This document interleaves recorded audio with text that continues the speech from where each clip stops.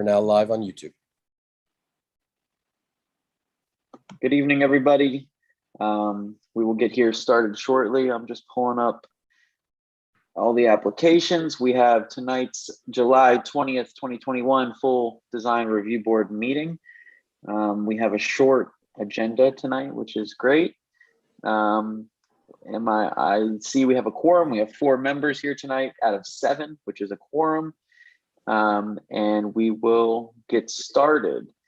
I am actually looking to put a motion out to amend the agenda tonight and add a discussion item that'll go on after all the meetings tonight. It's more of a task for just the DRB, but I want a motion to amend the agenda to include discussion about voting by acclamation at panel meetings. I'll second that. There's a motion and a second. Is there any further discussion on that motion? All right, all those in favor say aye.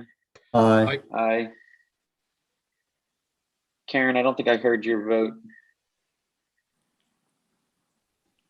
Karen, can we unmute her? Karen, you might need to unmute yourself.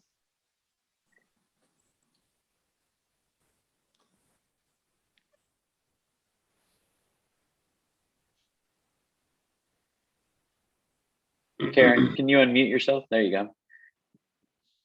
Do you vote in the affirmative for that motion? Karen, can you hear me? Can everyone else hear me? Yes. I can hear you, Michael. Yes, Okay. sir. Karen, can you hear I me? can't hear anybody. There you Can't go, hear Karen. us? I can hear you. Can you hear us?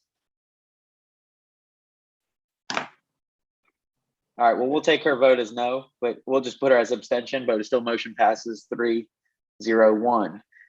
I will move on to now approval of the agenda, of the amended agenda. All those, do I have a motion? So moved. I'll second that. Great. All those in favor, say aye. Aye. Aye. Aye. Oh, Go. hey, Jim. Hey. Motion passes, so we have 4-0-1. We'll keep putting Karen as abstention until we hear from her. Do we have approval of meeting minutes, LaShonda? Yes, we do. Which, do you know what they are? Which months? Yes. The meeting minutes for, let me bring up the agenda. Jane, do you know what the approval of which minutes? I don't have it in front of me. Yes, the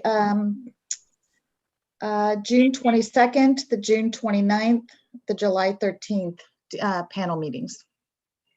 Thank you. Great. Mhm. Do I hear a motion to approve the June 22nd, June 29th, and July 13th panel meeting minutes? So moved. There's a motion. Mike Beal, second. Second. All those in favor, say aye. Aye. Aye. Aye. Still 4-0-1 as the vote. All right, so now I'm looking for any general member comments that are not pertaining to any application that is on tonight. So this is for any general member comments. I do believe we have somebody who signed up, but I just want to clarify with her whether it is a general comment or if it is in regards to an application. Is Lynn Molston on?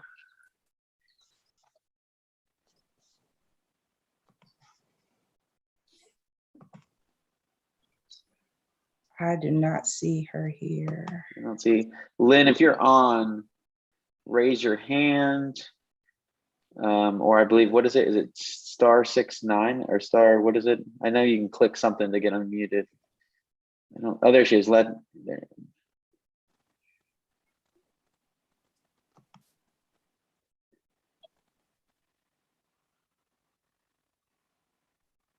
All right, I don't. Is Lynn Molston on? Sorry, I'm here. Hi, Lynn. Hey, quick thing. I saw that you registered for members' comments. I just want to remind that these comments are for any application that is not on tonight. Is it in regards to any of the applications that we're hearing tonight? Yes, it is. Would you mind just holding your comments? which application, is it for the Reston Town Center North? Correct. Could you just hold your application or hold your comments until that application? Because we have a lot of new people on the board. So if you Of course. start talking about something, a lot of the new members may be like, what in the world is she even talking about? Because they're not familiar with the project. I'll be happy to, Michael. Thank you. Okay, great. All right, appreciate it. So we'll make sure to come back with you Thank when you. we get to that application. All right. So we will get started then on the agenda tonight. So we have our first item is 11817 Triple Crown Road, and this is an appeal. So the appellant, I believe, is Mr. Platt, Mr. and Mrs. Platt, and they are appealing a decision that we had from last full board. So just a reminder, the way an appeal works is that the appellant needs to prove that there is either new information or a design guideline was misapplied. And what we'll do is I clarified some stuff with legal beforehand, but basically the original applicant can respond to the appeal if they're specifically in reference to the allegation of new information or that a design guideline was misapplied. We're just trying to rehear the whole application if we don't have to, because that's not the point of the appeal. The point of the appeal is just to determine if there's either new information or a misapplied guideline. All right, with all that said, do we have Can you Mr. hear Platt me? on? Yes, Karen, I can hear you. Can you hear me? Yes, can you hear me? I can't hear you. Is the volume up on your computer?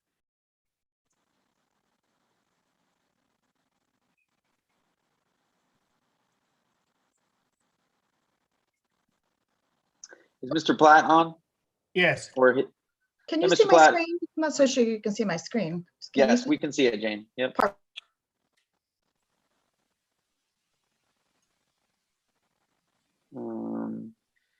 So Mr. Platt, you will be the appellant tonight, and you'll be, you know the drill, but you will be presenting any new information that you feel or any guideline that was misapplied. So whenever you're ready, go ahead and get started. Okay, thank you very much.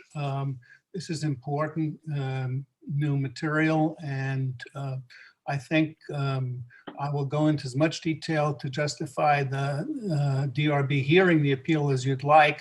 It may take more than 3 minutes for me to do that, so I would like your. Oh no, you're the appeal, not affected party, so you have the floor, sir. Okay, thank you. I trust that all the members of the DRB got the appeal letter that we sent in. We had a number of reservations about the Berry's application. We had also said some nice things about it, and we stand with what we said. Tonight we're here because there is a serious question about erosion and flooding that's not supposed to be happening, and that we believe the DRB missed the boat on 2 points with an elliptical response to the significant amount of data we presented in the following respects. If you bring up the appeal that we've got, I hope you all have read it. It's fairly specific.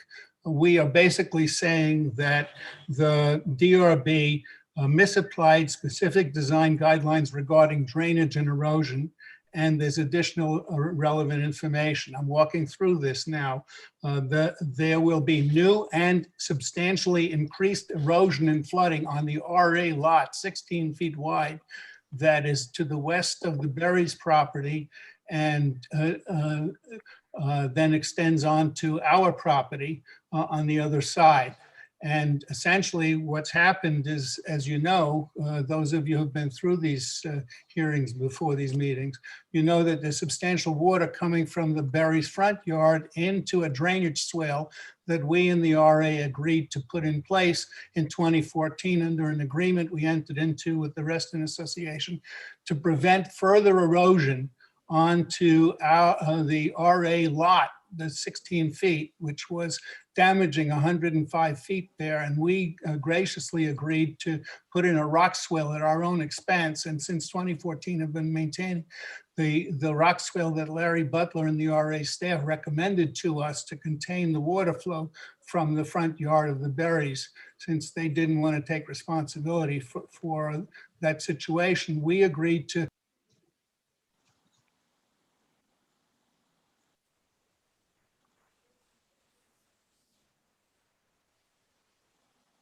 Mr. Platt, I think you may have muted yourself on accident. I don't know how much of that you heard. Did you hear?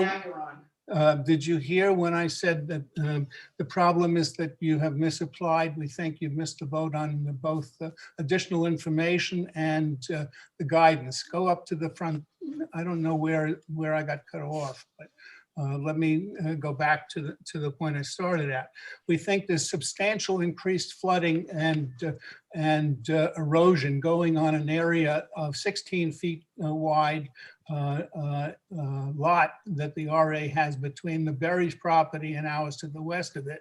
And that we agreed in 2014 to build and maintain at our own expense a 5-foot wide rock swale to contain the water from the Berries yard and down through 105 feet of the RA property. And then the last 40 feet would be on our property and go into the area of watershed behind us that we all share. And so the reason we're complaining and bringing this to your attention tonight is because there is significant additional water that is going to result from the substantial additional impermeable area that the Berries are proposing to add with their pool deck and patio and additional drain pipe to the west side of their lot. And all of that will be flowing into the drainage swale, which cannot contain any more water. It can't take it. It's beyond the design specs that the RA gave us permission to do, advised us to do a 5-foot wide swale, which is pretty substantial. Michael, you and the others, Karen Noel and others have been out, I think, and have seen this for yourselves. It's not a trivial thing. We've paid over $50,000 on that, plus substantial legal and engineering fees to show you that, in fact, we're in a situation now where we can't take any more water. And because of the way the agreement with the RA works, we are supposed to prevent, and the RA is supposed to prevent, any change to topography or drainage that would increase the water flow or the erosion onto the RA property or ours.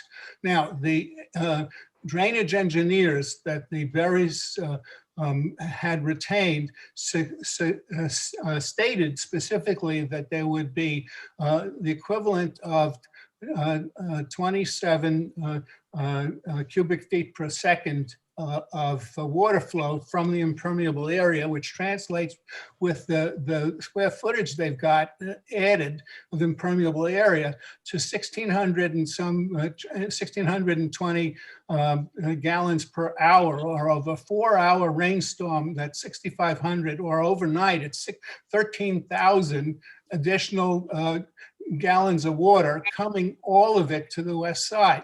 That's pictures that we didn't show you before because it wasn't before you before, but this is pictures right past the Berries yard two years ago that we took during a heavy rainstorm. We know from global warming that more of this is going to be happening, not less. After that rainstorm, we added at our own expense substantial additional rock swale courses, and we regraded. And the Berries basically told us to not, they weren't going to do anything to help at all. And Hank Lynch and the RA and Larry put in an application in 2019, even to move the bottom part of the swale at the back of the lot so that it would save our 2 trees near the back of the lot. And the Berries vociferously objected even to that. So we had to spend a lot more money just to keep the water off of those trees. There's a lot more water going back there than already could be contained if they were going to add 13,000 gallons from an overnight storm. Now, the AMA engineers, which we've pointed out at substantial. I'm sorry? Can you hear me, Karen? Karen's been having some technical difficulties with her mic, so. Yeah. Michael, can you hear me? Yeah, I'm we can hear you, sorry. Mr. Platt. Okay, so the point is very simple. I just can't even get, We had some other problems with this application, but we think that the Berries have done some things to basically assuage those problems. The main problem, and it is a serious problem, and it would be basically willful blindness and selective enforcement if you don't take it seriously, is that we will be flooded out. Because what will happen if this is approved without putting in a drainage swale or a berm along the west side of the property of the Berries, is that this will be overwhelmed. It will back the swale up and it will go flooding over the earlier part of the swale. We've checked with several water engineers and we're going to end up with a flooded basement. You wouldn't want that. There's nobody in the DRB or anywhere in Reston who would want that as a consequence of dealing with neighbor water. It's not supposed to, you're not supposed to have that on your property. Karen Noel came out, she looked at this and she said, why don't they just take it to the back of their property? When Richard Newland told you at the last meeting that they weren't changing drainage pattern, in fact, they're changing the topography. They are basically making it a whole different impermeable area, and all of that water is coming to the west. Notably, the Falcon Group pointed this out in 2 reports we said, where they are using 1929 data, which is ridiculous, saying that there's no problem because all the water is going towards the grubs on the east side. And they even show the incorrect drainage pattern to the east, and they say it's all going to drain off the Berries lot to the east. Well, you can look at that. A 3rd grader could see that it's all going to the west towards us. We're not asking for something unreasonable. We think the Berries have done a fine job in trying to plan things that would work. But in regard to this drainage and erosion issue, which affects the RA lot and ours, in which we spent a lot of time and a lot of money and a lot of care doing what the RA recommended. This is per the RA's recommendations. So they have an interest in this as well, not just the DRB, to make sure there is no more erosion or flooding on the RA lot, which is also impacting us. We simply cannot sustain more water, new water source there. We're asking the Berries simply to put a swale or a berm to contain their water on their own lot and take all their pipes to the back, including new drainage pipes. But that's not an unreasonable request, especially since it's mandated by an agreement between us and the Reston Association to deal with this problem. And I'll be glad to answer questions, and also would like an opportunity to respond to any comments others may make. I think that's only fair given what's at stake here, and I hope that someone from the Reston Association will speak up on behalf of their property and ours. Okay, thank you, Mr. Platt. So my one question for you is, so for the new information that you're proposing is that you're saying that the engineer's plan, because the way I was reading the plan is that all the water that is causing from this impervious lot, right, is going down the hill behind your house, and it still is obviously entering the swale, correct? I mean, it's still entering it's still entering the swale that you have to maintain on the RA property, but it's going to the, according to that's no different than what I see when I'm looking at that information is not changed from it sounds like your issue is that the water is coming down from above. No, that's not it. If you look at what we submitted both in February, the Falcon report, both in February and in June 17th, there's a diagram there that Matthew Furlong put in, the engineer that we hired, from the AMA engineers, which show the water flowing to the southeast. I'll read you the quote. It says, the lot slopes mainly to the south direction, and the slope ranges from 2 to 5%. The runoff from the lot sheet flows across the lot and outfalls to the ditch at the rear of lots 63 and 62. That's the Berry property and the property to the east owned by the Grubs. So they've got the wrong slope to the whole thing. It's not a matter of new information, but basically they made an error. And there are more errors in this too. Let me point out to you, just on your own housekeeping, in the letter that you sent to the Berries with tentative approval in February 23rd, you specifically asked for submission as a condition of final approval of a grading stormwater plan to include water erosion and conservation details. And we had asked for that, and you responded to that. I will refer you to your own letter of June 29th to the Berries. There's no mention of anything. There's nothing about stormwater management or drainage. The letter is elliptical on that point. It's silent. It doesn't even get addressed. So at a minimum, you all haven't done your homework in terms of for dealing with that. We're not asking for anything more than you would want for your own property or any neighbor in Reston would want, particularly in a fractious situation like this. The Berries are proposing a massive addition of water, and the water is coming towards the drainage swale all the way along it. And it will not be sustainable. We will flood out, not just in the back of our property, but further up as this thing gets overwhelmed. We've seen it before, and the swale further up can't sustain it either. We're simply asking you to please require them to put in a drainage plan that takes the water away from the west side where it's all going to come and puts it to the back of their lot. That's what Karen Noel had suggested a long time ago, many moons ago, after she came out and saw this. Okay, great. Yeah, so I guess what I was looking for is I want to get the point so I can try to ask the applicant if they have kind of a rebuttal to saying, well, no, our information is correct, or what they submitted was. So I see your point. So we heard that. I'll go around and see if anyone else has any questions, but I did want to see if the applicant is on, and if the or if their representative is on, and if they can kind of respond to that information. I don't know if they want to have Richard talk. I know I suggested maybe having an engineer here.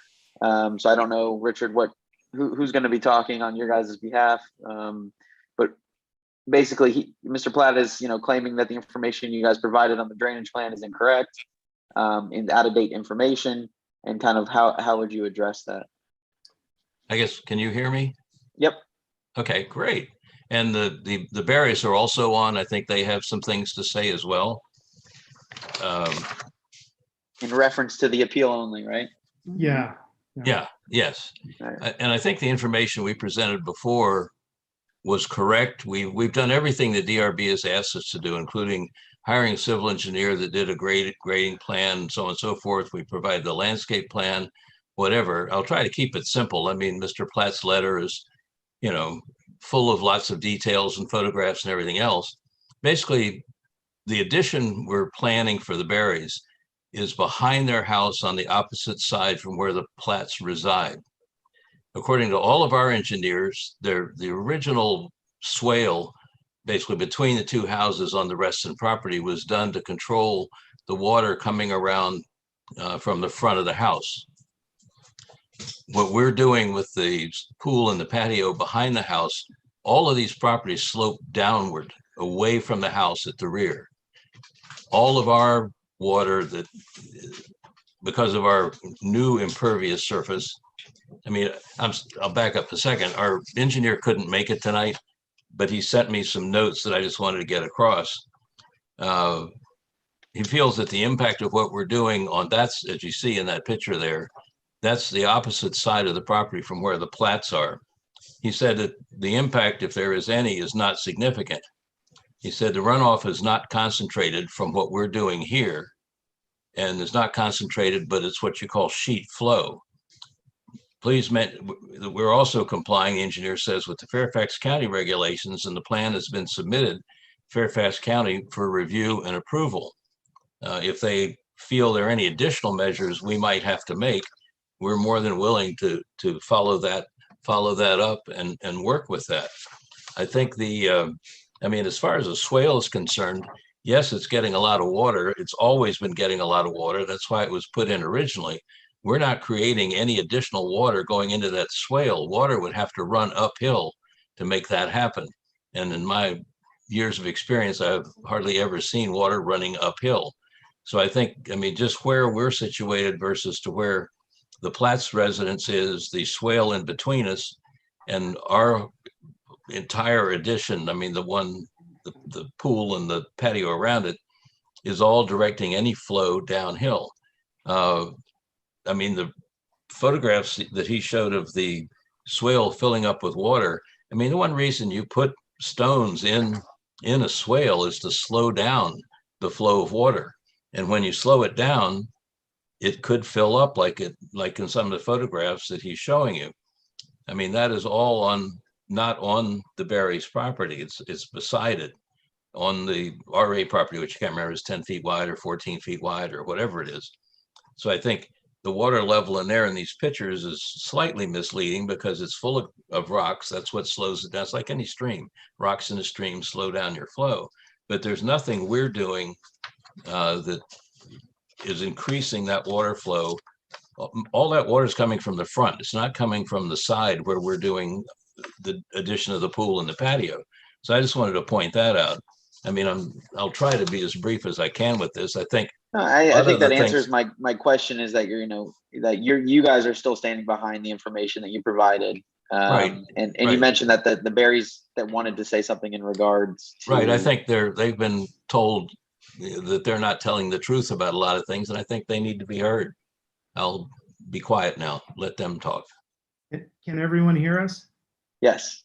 Oh, thank you very much. Real brief, to quote Mr. Platt himself, it's not a matter of new information. And that's what the standard is on appeal. So, everything here, everything he's presented has been presented numerous times over the last almost 11 years, starting in August of 2010.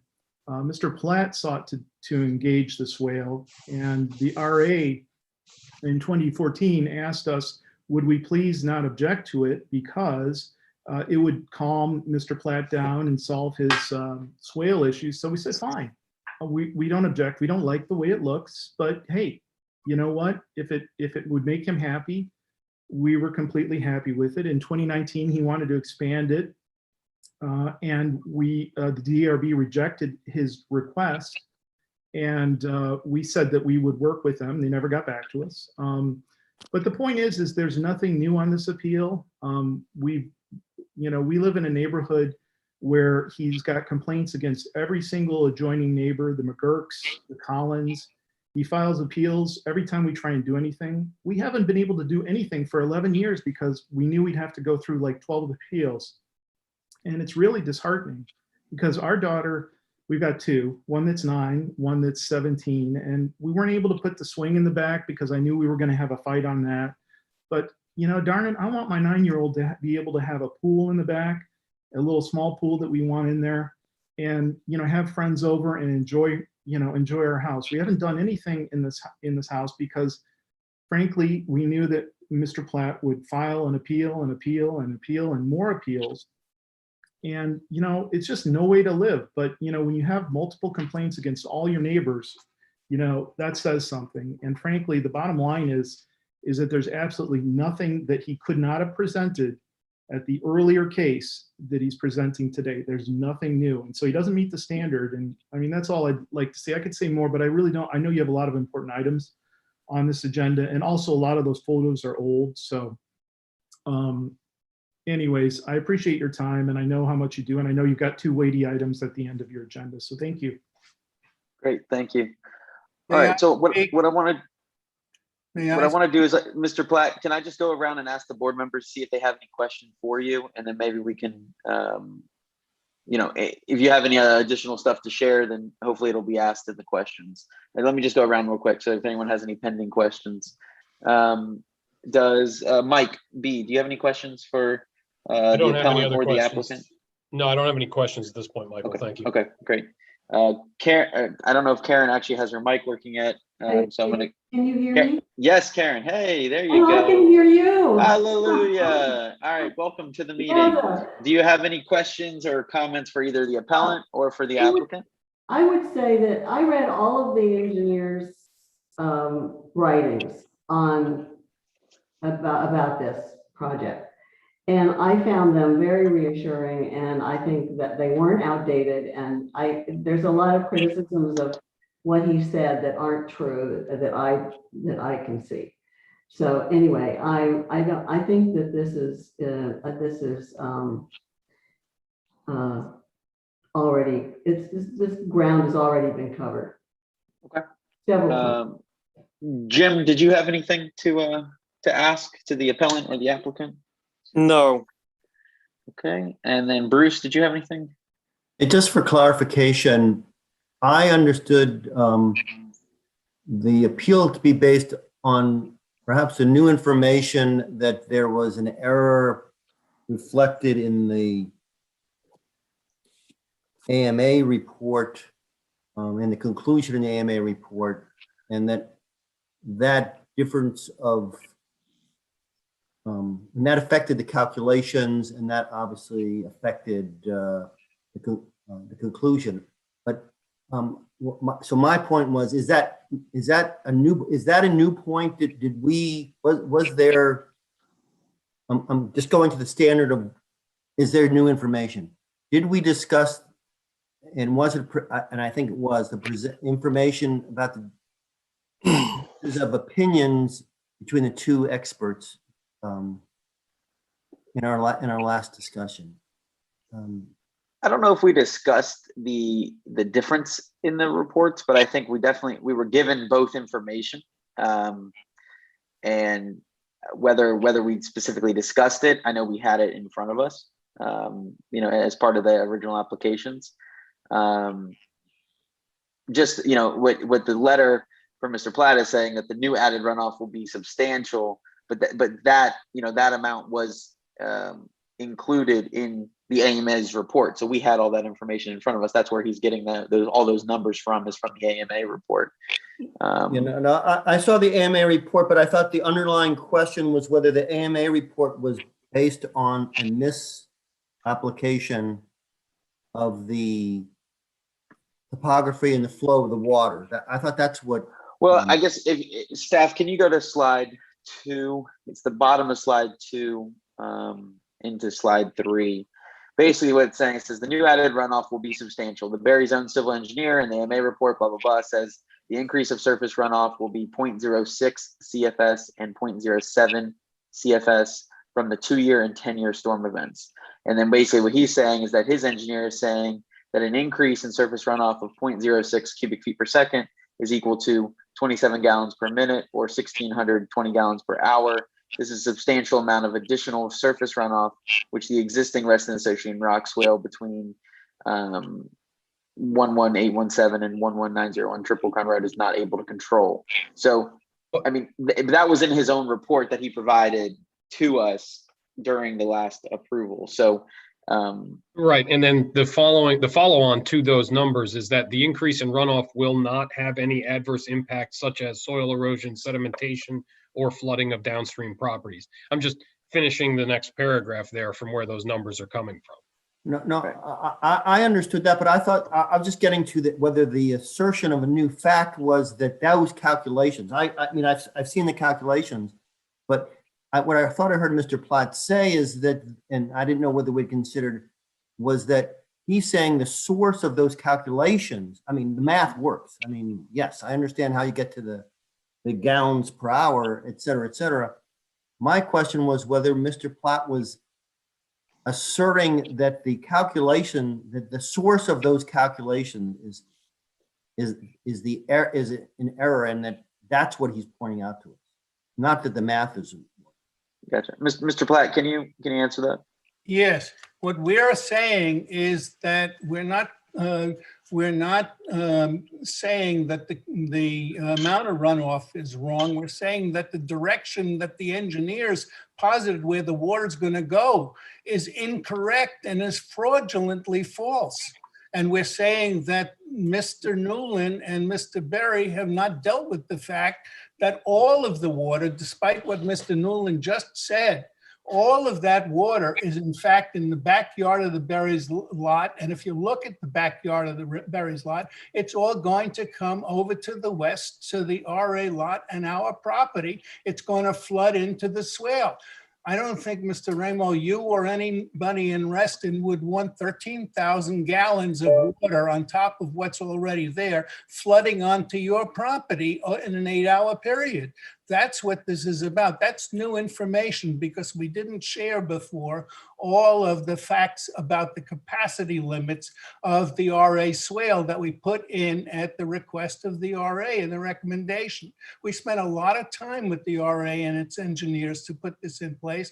We spent a lot of money on this, and now you're going to ruin it. You're going to allow the berries, because they want to do this without any consideration for the impact on the RA property or ours. All of the backyard water is going to come on to that direction. It has no place else to go. It certainly isn't going where the AMA engineers say it was going to go, southeast.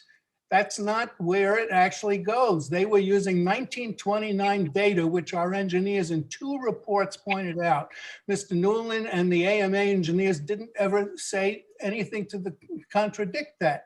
The problem with this application is that it's incomplete in dealing with what the DRB itself required, and certainly incomplete in dealing with the requirements of the RA plat agreement. We are obligated to maintain that swale so that there's no more erosion on the RA lot and flooding us out. We can't do that if you allow something that by definition is willfully blindly going to allow that agreement to be breached by allowing more water, which is not supposed to be coming on there. That's why the agreement specifically says there's not supposed to be any water. All of that water is going to come on to the west side. Nobody has disputed that. That's what's new here. We're presenting the data to show you that we're wrong. And the fact that the RA letter in June doesn't say a thing about grading with stormwater means that the DRB letter, excuse me, is incomplete in itself. There is no grading plan proposed. And you can talk about additional requirements, but the bottom line is it's very simple and it's very new information. We've shown you what happens already. We can't take more water there. We are fiduciaries to the Reston Association for that swale. We can't continue to do that if the DRB is going to breach the agreement by being willfully blind and not enforce what they enforce for everybody else, but just keep your water on your own property. We're not asking for that for the front yard. We've already absorbed that business. We're asking you not to breach the RA plat agreement and not to breach your own guidelines by putting more water here. You can dispute forever whether the water is going to come onto our backyard, but take a look at the picture of the Berry's backyard. All the water comes to the west toward our RA swale and lot, and then floods our backyard. We can't take more water. That's the bottom line. You all can either hear it or not, but I'm telling you, them's the facts.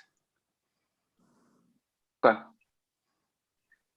Yeah, and I don't think the original, I mean, to me, from the topography provided from the original one that I reviewed, it's always been going to the southwest. I mean, it's just, my opinion was that it's going down low enough into that swale that it's not going to, in fact, affect, it's going to have so much surface runoff on top of it should hopefully be absorbed by the grass or the plants or whatever's in their backyard, which is existing. You know, I don't see it as new information. I don't know, Bruce, did that answer your question at whether you felt satisfied by whatever answer kind of you were looking for there? I guess, you know, I didn't know who's right or wrong. I was only trying to know whether it's new or had been, whether it was new information. And what I'm understanding, we had both reports, and so the distinction between the two reports is not new. Yeah, I mean, has RA, since we are, you know, since RA is in an agreement with Mr. Platt on his property, I mean, have they weighed in on this at all? I don't even remember. Trying to see. Larry, are you there? I feel like Larry had. I am. Yeah, I'm happy to comment on this. Yeah. All right, Larry, if you could give us kind of what if you guys saw this and you guys have reviewed the reports, and I mean, obviously you're actually the direct neighbor of the Berries versus the Platts, so. Correct. Yeah, this has been going on for some time, long time. And we did work with the Platts. They did a very good job putting in a swale to handle the flow coming off not only their property, but also the Berries front yard primarily. And, you know, we've had Will Peterson look at this, our former watershed manager, and myself. And it is our belief that the contribution of the new impervious surface at the back of the Berries house is inconsequential to the volume of water getting into the swale. And that, as you noted just a couple minutes ago, Michael, that when it hits the swale off the sheet flow off the Berries back property, it's beyond any threat to flooding the basement of the Platts. That's our take. And that, you know, once it's at the back corner of those two properties, it's almost down to a minor floodplain at that point. Okay. I mean, that's how I read it, and that's how I read the reports from the beginning, but I'm glad that you guys have looked at these as well. So with all that kind of said, does anybody have a motion to the appeal?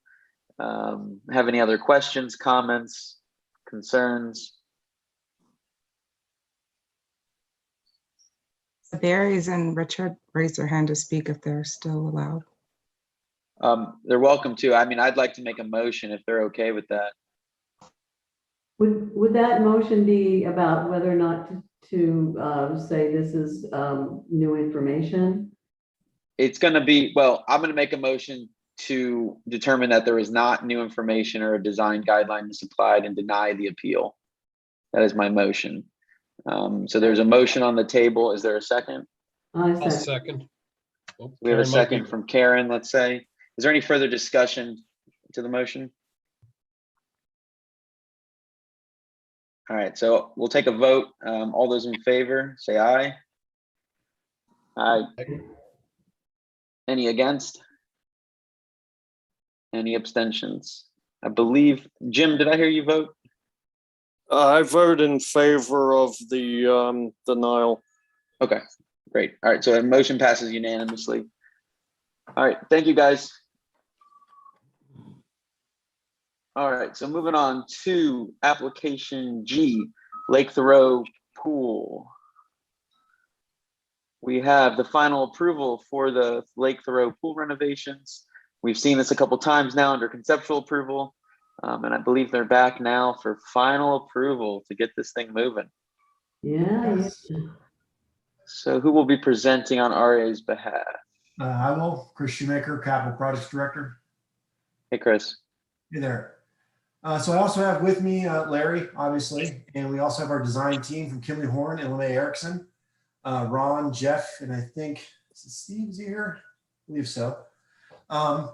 So yes, we are here to obtain approval, final approval on the design of the pool. We included a few additional items in detail, such as, you know, color, photometrics, you know, sort of those kind of nitty-gritty details to kind of finalize any remaining specifications for the project. It's all included within the plan set, as well as the executive summary that we provided. That kind of goes through, you know, in bullet points, effectively each element that we're looking to get final approval on. So I'm happy to take any questions. If there's anything that's technical related, I'll probably bounce it over to Ron and his team.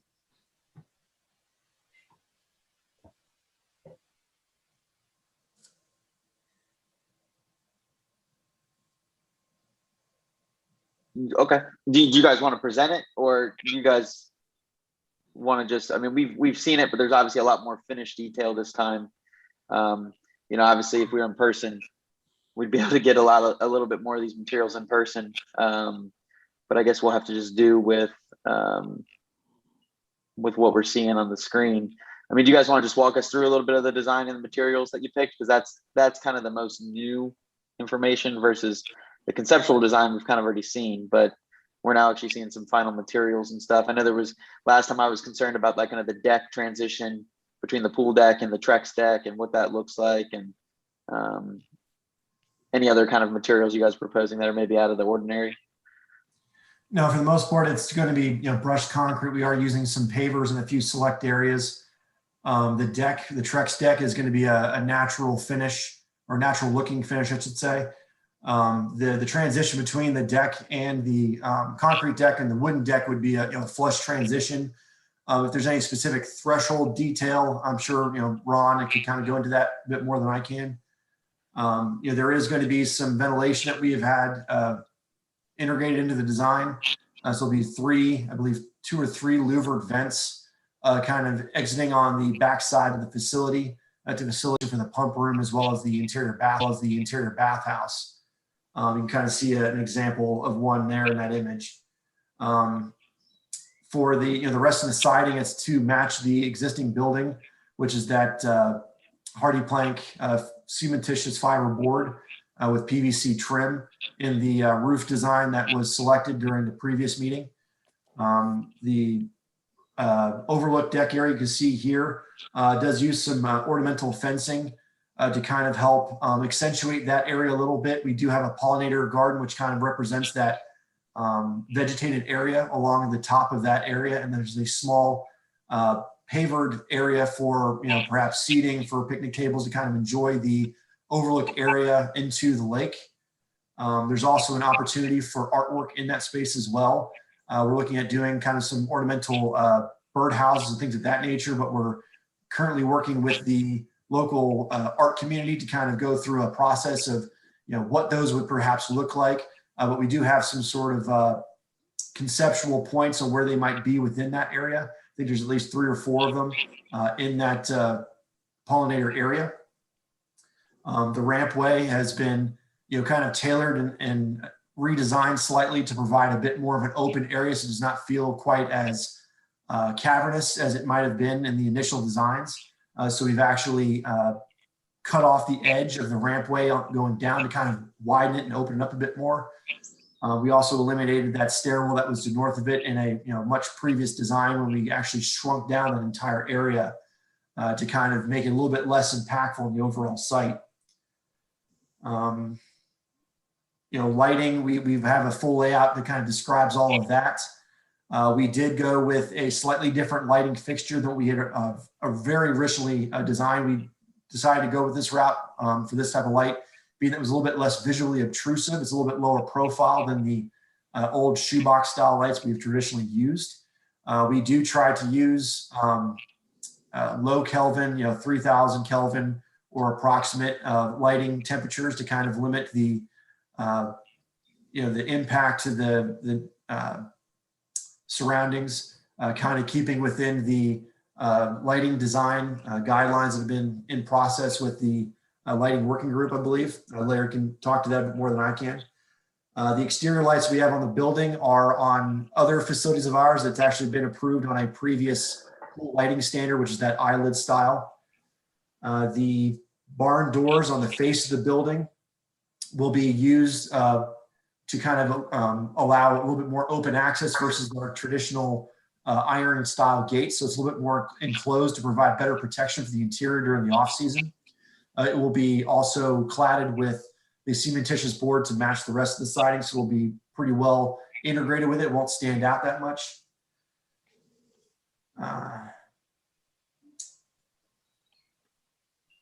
Yeah, outside of that, I mean, I don't know if you have any other questions on it in particular. I think I've covered just about all the major elements there. Okay, well, let's go around the room and see if there's any questions, comments, concerns, and then we will take a look at it. So, Karen, did you have any questions? You may have said, but I didn't. I don't remember what you said in terms of the air ventilation grills. How many are there in each of those? Do you know? There are, I believe, 2. One that serves for the pump room as well as another one that serves for the bathhouse. Ron or Steve, do you know if is that correct? Is that 2? Yes, 2's correct. So, and that does both changing rooms and the other area that you mentioned? Yes, ma'am. Yeah, they're a ducted system. Yes. Okay. Are they, do you know, are they really noisy or? Not No, particularly. And That, we had gone through an exercise in the past, about 3 weeks now, working with our architectural team and ME and mechanical, electrical, and plumbing engineers to have that mechanical room enclosed within the building. It will have a ceiling to it.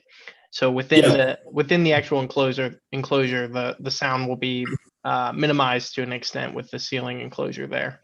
That's true. We need the separation between the uses there.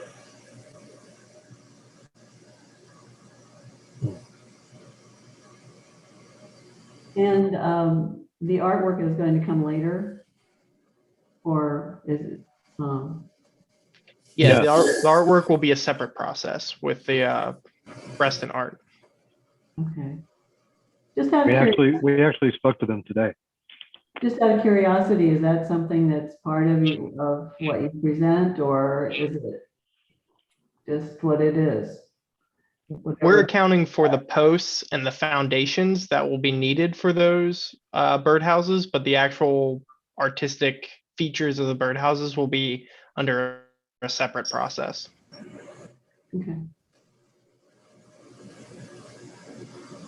So also the cementitious fiber, the fiber cement siding is I can't really tell. Is it just it looks in the photographs, it looks like they have a bluish cast to it. It's the intent is to match the existing color of the existing fiber cement siding on the portion of the pool house that's remaining. So that's what we're trying to do, is essentially match it and integrate the addition with what's already existing there. Okay. Thank you. Great, thanks, Karen. Jim, did you have any questions about the pool? I don't have any questions. I think it's a very nice looking project. Great. Mike B, did you have anything to add? Just a couple of minor ones.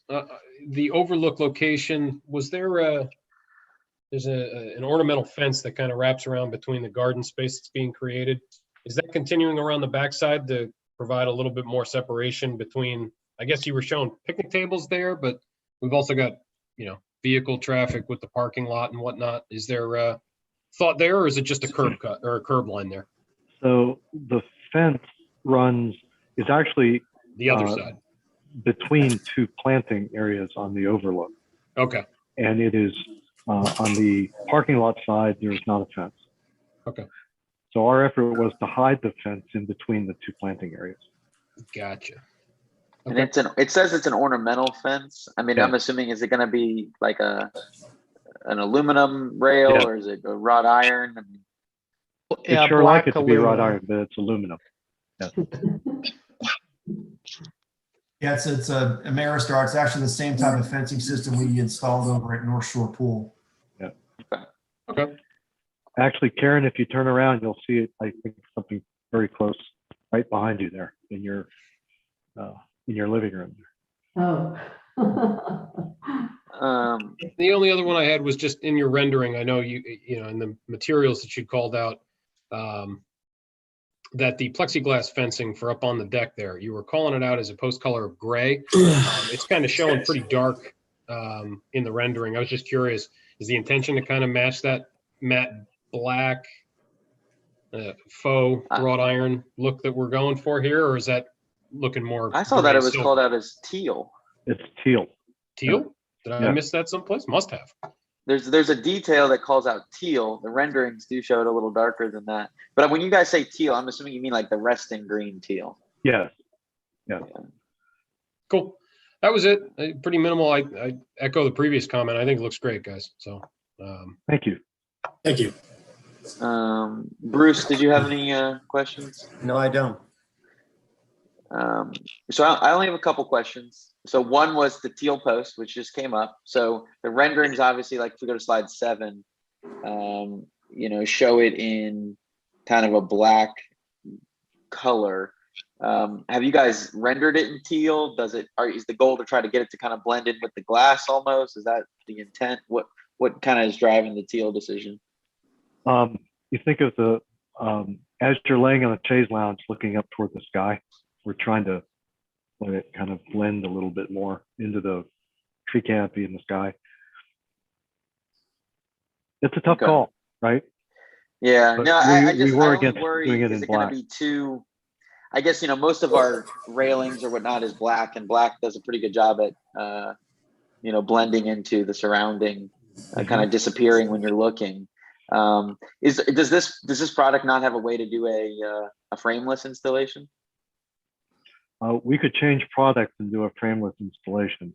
However, we felt like this had a stronger operational future, given that it was more rigid. Typically, frameless installations are for interior application. This would be an exterior application, of course. And what the post is a 2-inch, it looks like it's a 2-inch post, so right, nothing crazy wide. Okay. No. Yeah, I mean, this is where I'd love to see a sample, of it in person. Have you guys requested a sample of it at all from the manufacturer? We will be getting shop drawing. Because has anybody actually seen this teal in person and not just on the computer? Yeah. I wouldn't want to spend all this money and then a teal comes in and it's like, oh my goodness. Oh my gosh. Like, yeah. They got a neon post going on there. Sure.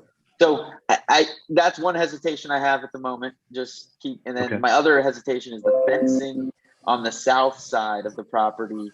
So right now at the pool, there's kind of like those wood timber retaining walls. And then I think the fence is kind of tucked back a little farther. And what you guys are proposing almost looks, from what it says, is a 7-foot high fence with a fabric woven in between. Is that correct? Am I understanding the drawings correct? And it looks like it's only 6 feet from the actual pool edge. Yes. And why are we not like trying to keep it off, like kind of how it is now? That is, Jeff, if you want to speak to that, please feel free to, but that is the edge of the deck. Yeah, Michael, I can you elaborate a little bit more on your question? I didn't follow you quite right. Yeah, so if you're looking at the south side of the pool, Right so where basically the wording that says pool deck is, like right now, and I know I've only been to Lake Thoreau pool probably once, but I know I pulled up a couple pictures, and that south side of the pool currently has some wood timber retaining walls at the moment, and then the fence itself appears to be tucked back, and maybe Larry or Chris can speak to exactly how far back it is, but it doesn't seem like it's right on the deck, and I just was curious. The fence line itself is 6 inches off the pool deck edge, so it will be set within the concrete of the pool deck. Chris, do you know what I'm talking about with? Because the pool itself is not getting enlarged, correct? I mean, the reason why is because the pool body itself is actually being shifted southward slightly to provide us a bit more room for the rampway area. So we're losing some of that square footage of the deck down there. I see. Right. Because right now that separates it between the residential. I don't know what the name of that community is there. But I'm looking at pictures. I'm trying to look at them as much as I can. And it just doesn't appear that there's any, I don't know where the fence is located now. Do you know, Chris, where the chain link fence is now? I hate to display a chain link fence, right? They're ugly. So I don't want to, if we have natural vegetation that can easily kind of obscure it, especially when you're sitting at the pool, it just kind of makes it feel a little nicer. Right now we're doing something with it. I mean, obviously by law, we have to have a fence around this property. So there's got to be something going on somewhere. Do you know how that's satisfied right now, Chris? So that the current fence line is set back from the pool deck, in some areas by 3 or 4 feet. In other areas, probably as much as 10, as it kind of turns its way around from going from the east to the west and then heading north over there by the wading pool. It is set back, and there is a couple ornamental retaining walls that are somewhat inside the actual perimeter of the facility. And so that does kind of set back the fence, but because of the space requirements that we need for the pool, as well as the orientation of ADA access, all those elements, it's shifted a lot of the pool body itself a bit further south, and so you're losing some of that benefited space that we had before. And also the spa is going in kind of tucked in that back corner where right now it's just a very large, mostly empty planter bed that's held up with a retaining wall that is immediately adjacent to the existing wading pool. And so is that being addressed with that grade change? Are we putting back some sort of retaining wall, or what? So that exactly is entire happening area there? is yeah. So the entire area is one level now versus the 3 that it is currently. Gotcha. Okay. But in that additional corner around the spa, we're proposing some inset boulders to help assist that the grade area there. So we'll have a natural retaining wall with boulders there. Yeah, I just wonder if there's a way to, I mean, we have the property line is still, I don't know what it is on the scale here. It looks like it's still at least 40 feet away. Yeah, I mean, is there anything that stops us from moving that fence off of that pool deck or? Well, one of the challenges in our experience with doing with large planting areas inside or immediately adjacent to a water body for facilities like this is that the maintenance of the plantings interferes with the pool. Mulch, grass clippings, things like that. And it's a burden on the staff to take care of because it's inside the enclosure. Yeah, Michael, this is Larry. The other thing I'd point out too, immediately to the south of that property line is about I don't know the exact width, about a 40-foot wide common area owned by Winterport Cluster, which is their lake access point before you get to the first home. So there is at least a distance buffer before you get to the first piece of residential. Yeah, I guess I never realized that it was we were just creating such a small 6-foot space between the deck and then a 7-foot high fence. It almost 6 foot isn't enough to fit a chair or anything. So we originally had, Michael, that south pool deck area substantially larger for lounge chairs, but then through the development of the project with the zero depth entry and the ramp into the pool, everything shifting south, we started balancing land disturbance with the county ultimately of how much we're impacting it and ultimately how much stormwater management efforts we'd have to pursue in a project. So we ultimately decided to remove that deck space to reduce that impervious area to help our stormwater and RPA calculations in that regard. Gotcha. Okay. Yeah, it's just a shame because it creates kind of a whole, side of the 42-foot section of the seating that you could probably fit 20 deck chairs, and now we can't fit any. So it just seems like a waste of space. But one additional piece that may not be completely reflected in this in at least in the rendering here, but you can see on the east side of the deck there's that riparian seed mix called out on the rendering. That was a seed mix part of our county review process that the urban forester wanted to be required to be included as part of this project, and that will expand south and west. So it will come up the hill slope there in front of that fence on that south side of the pool deck. So there will be additional kind of growths of grasses and other wildflowers in front of that fencing to kind of help support some buffering of the residences next door. Yeah, I mean, I'm not too, honestly, I'm more thinking of the user as the pool. I mean, I'm not too worried about the people next door because they have there's a big tree buffer between us, between the RA property and the pool. I mean, just throwing it out there, do we have to do a 7-foot high fence with filter fabric? I mean, to me, when I'm at, one of the greatest things about being at Reston Pools is it feels like you're at the pool in the middle of the woods. Michael, did you say 7-foot high fence was filter fabric? Well, right now the detail on sheet, I believe it's 6 on sheet 211, or it's the detail, sorry, number 1 on 211. So it's slide 13, staff. Okay. So is calling out a 9-gauge 2-inch black vinyl diamond fabric. By fabric, that means chain link fence. Oh, okay. So there's no fabric interwoven in this. It's just no. black vinyl chain link. Okay. The nomenclature of fabric means the interwoven pieces of. Gotcha. Okay. I thought they were waving in the fabric into the actual fence itself. Whew, no. Okay. All right. We're good then. I was a little confused at why we're trying to block the view of the trees when there's, it's a nice buffer there. So, right. Okay. Yeah, that clarifies that then. I mean, the deck size, I wish it was bigger, but I understand that, you guys dealt with the RPA and, all the stormwater calc, so I'm fine with it. Does anyone want to make a motion on this? Michael, I think we have an affected party. Oh, we do. Oh, okay. Sorry. No problem. Would the affected party please raise their hand? Is it David Wiley? Yes, it is. Hi. How's it going, sir? Just a reminder, sorry, I apologize. Normally you would have spoken right after the presentation before our questions, but just a reminder, you have 3 minutes to speak on the pool, and you go ahead.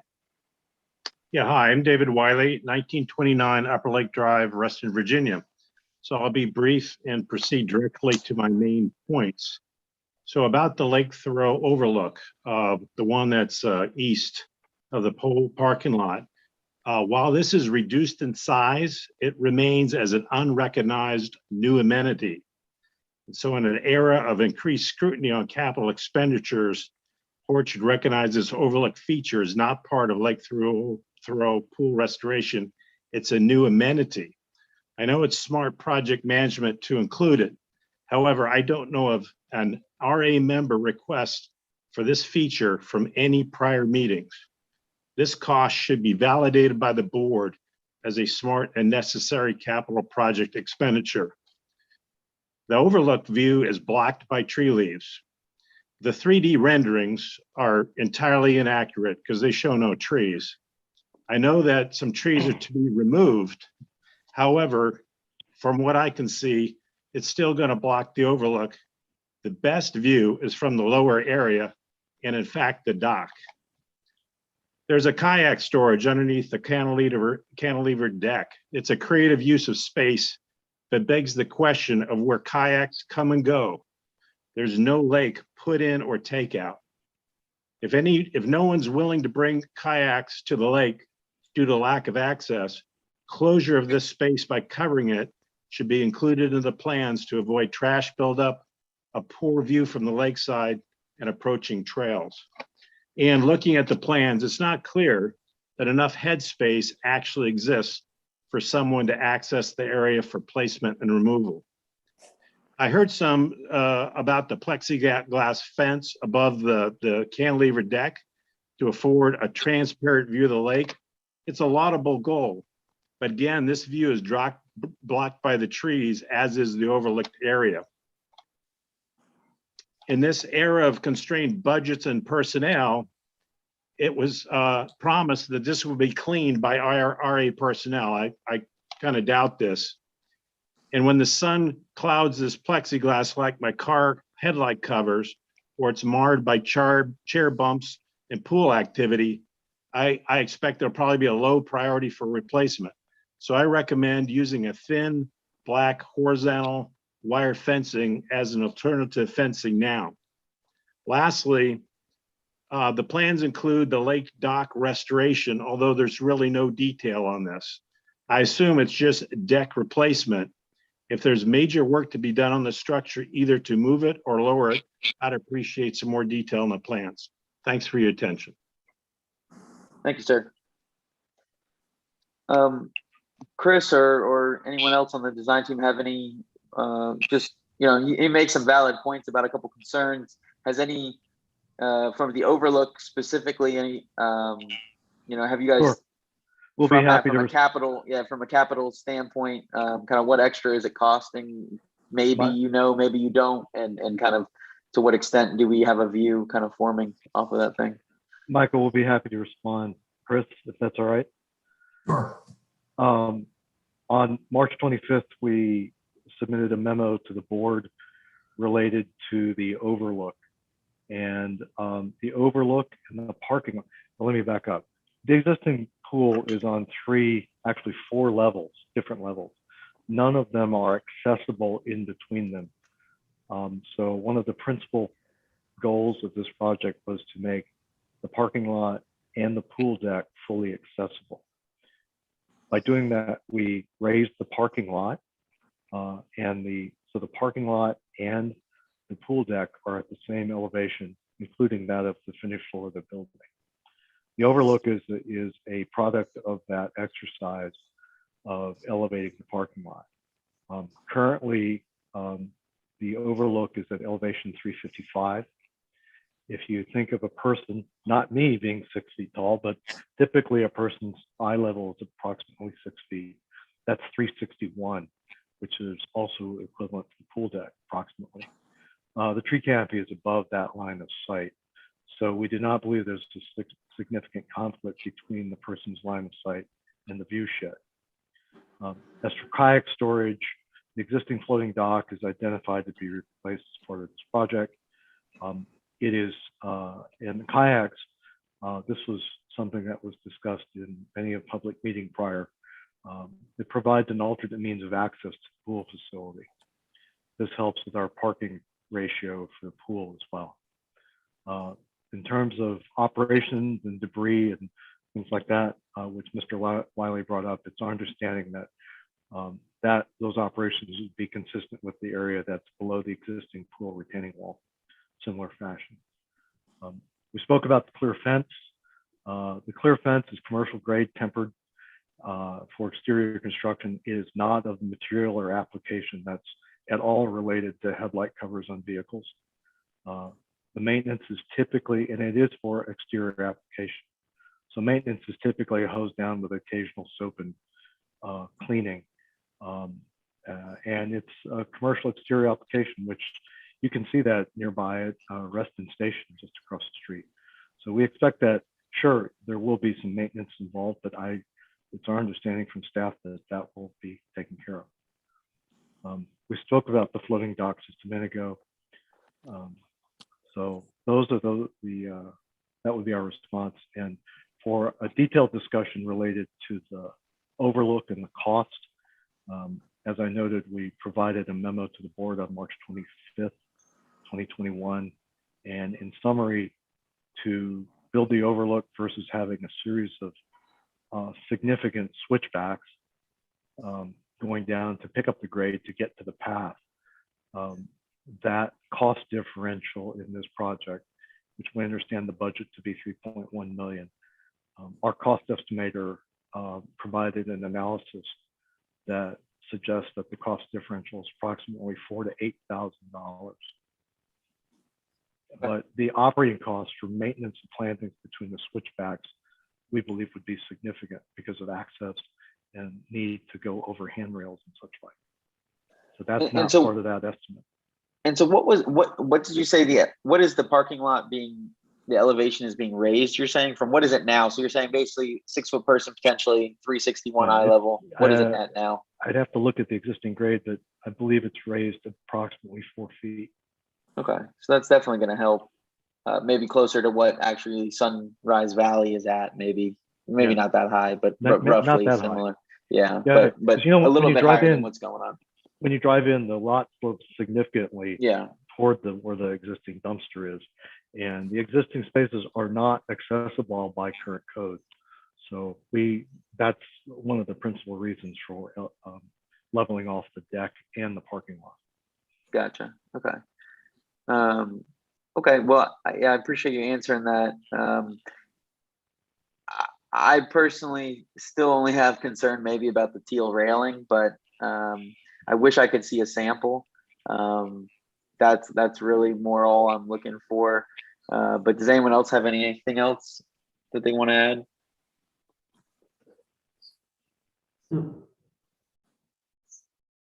So what I'll do is, since I have an issue with one thing, I'll make the motion. I'll make the motion to approve the application as submitted, but request the design team to submit a physical sample of the color of the railing for final approval to the DRB offices, and then that way we can swing by in person and take a look at it. I don't think that'll impact your project schedule. I think overall the thing is fine. I'm assuming you guys still have to go through, the whole county and everything. So hopefully we can get a sample and it won't delay you guys. That's the only thing I want to make sure. Whenever I just don't want, there's that beautiful blue building on Sunset Hills, but nobody saw that beautiful sample before that went up. And, I feel like it's an eyesore. Obviously it's out of our jurisdiction, but I don't want a similar circumstance to happen. So that's all I'm kind of trying to request. So there's a motion on the table. Is there a second? I'll second. There's a second from Bruce. Is there any further discussion? All right, all those in favor, say aye. Aye. Aye. Aye. Aye. All right, motion passes 5-0. Thank you guys, appreciate it, looks good. Thank you. Thank you Excellent all. comment. Thank you for your Much time. appreciated. Thank you. Thank you. All right, moving on to Reston Town Center North. We have an amended to the conceptual approval site plan that we are looking at tonight. And who will be presenting? Is Inova presenting with Fairfax County, or both, or conjunction? I'm going to start. I'm Joan Beecham. I'm a project coordinator, building design and construction branch at Fairfax County. And I'm going to introduce people and then pass it on to the Deputy County Executive. So I'm joined tonight by Dave Sittler and Tim Sampson, who represent Inova, who is our partner in this application. Also joined tonight by the Fairfax County Deputy County Executive, Rachel Flynn, who will handle the bulk of the presentation. And we also have Stephanie Pankowitz with Land Design, our landscape architect, on the line as well. Before Rachel takes the presentation, I just want to give a little bit of background. This application first came to the DRB in February of 2018 for information. At that time, the development plan reflected a concept sketch that was in the comprehensive plan and included a linear central park that ran north to south. The DRB at that time expressed objections to the plan and indicated that they would like for it to be more Reston-like in character, with curvilinear streets and a greater emphasis on tree preservation. We were asked at that time to identify the location for the athletic field and even to consider a change in the name for the development. So through a series of workshops with the DRB, the plan was modified, and we came back formally in November of 2019 and received conceptual approval of the plan you see now. Then in early 2020, our new district supervisor, Supervisor Alcorn, joined the Board of Supervisors and represents our district. And he received several comments on the plan from a variety of community members and asked us to make another minor modification to the plan. And that brings us here today. So with that, I would like to turn it over to Rachel Flynn, who's actually going to give you a little more detail. Thank you, Joan. And good evening, members of the board and Mr. Chair. So as Joan mentioned, we've been at this for several years, and I think we're in a good place. The plan, the basics of the plan were approved in November of 2019, prior to Walter Alcorn's election. He was sworn in January of 2020, and at that time started meeting with residents and others in Reston, formed a task force. And from that, it was decided that a larger green space in the middle was necessary. So as you can see in this image, Joan, do you want to show the first? Did you already show the first one? Who's controlling the screen here? It's actually Reston Association. We have the Okay, there you go. Okay. So this was the plan approved in 2019 by the DRB. And that the green space was 2.3 acres. And in that we show how the space might be used. It wasn't definite. So the basic premise was, would the DRB please give approval for the basic grid of this area, Reston Town Center North, the location, size, and shape of the green space, and the tree preservation areas.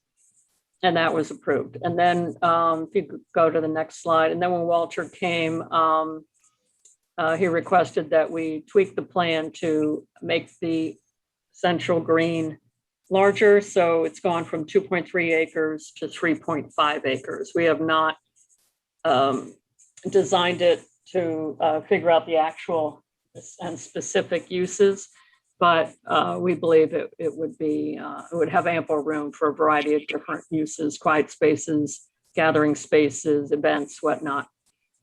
And we're keeping the athletic field in the location that you saw back in 2019. Next to it would be the rec center. You don't see the building, but that's what that white space is. And if you would go to the next slide, you can see here the what was in 2019. So the 2.3 acres for the central green, now at 3.5 acres. You can see that we still have the tree preservation areas. We still have, I actually can't see this. I don't know if you're able to make this bigger, or maybe I could do something on my screen here. If I could see the chart. So the public spaces, we could go, if I could see that, thank you. So ample public spaces, central green has gotten larger. The, what's the third one? I apologize, I can't read it on my screen. Curvilinear streets. Oh, thanks, Joan. Okay. And then, and the next one, what does that say? Tree preservation. Thank you. We still have Athletic field and county rec center. All righty. And then open space. Yes. So we have 9. Is that 9 acres we have? Yes. Yes. Thank you. And then the last one? 8 developable blocks. Okay. Thank you. I apologize. I don't know why it's so small on my screen. So that's where we are. We would like you, would like to hear your feedback, number one, but also get your endorsement of the basic grid as was previously approved, the basic location, size, and shape of the central green, and the tree preservation areas. Thank you.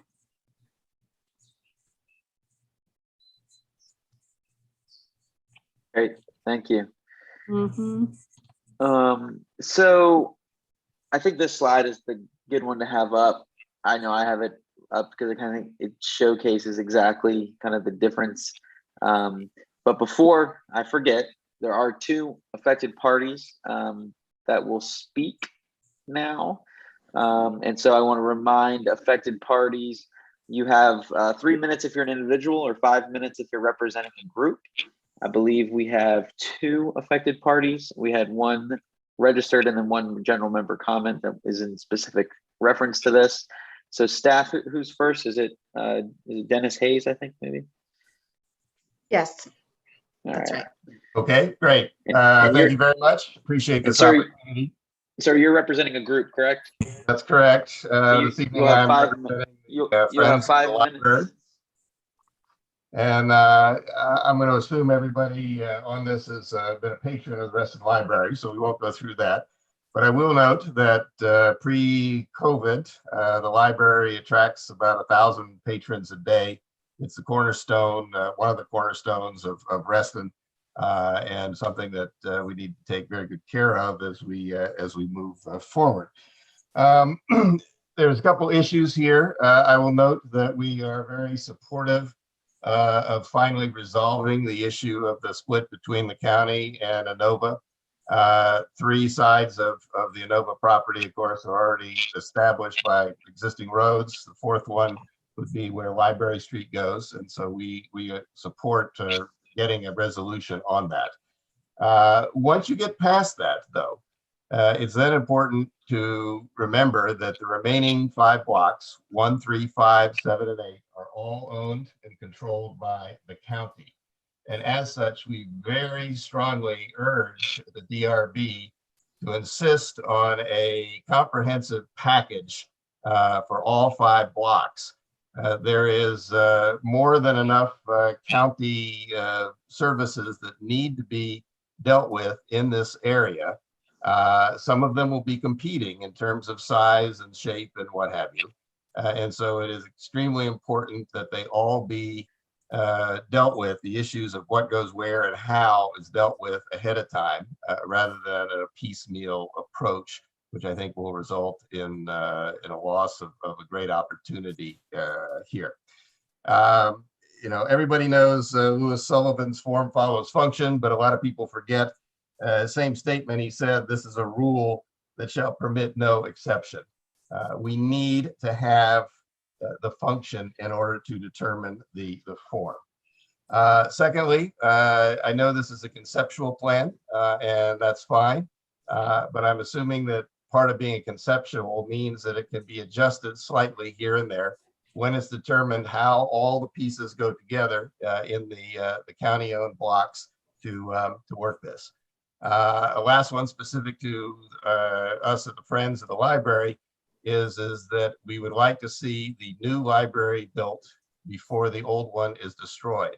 And I will note this is exactly how the North Administration building was built first before the old one was destroyed. So it can be done, and I think it should be done on these parts.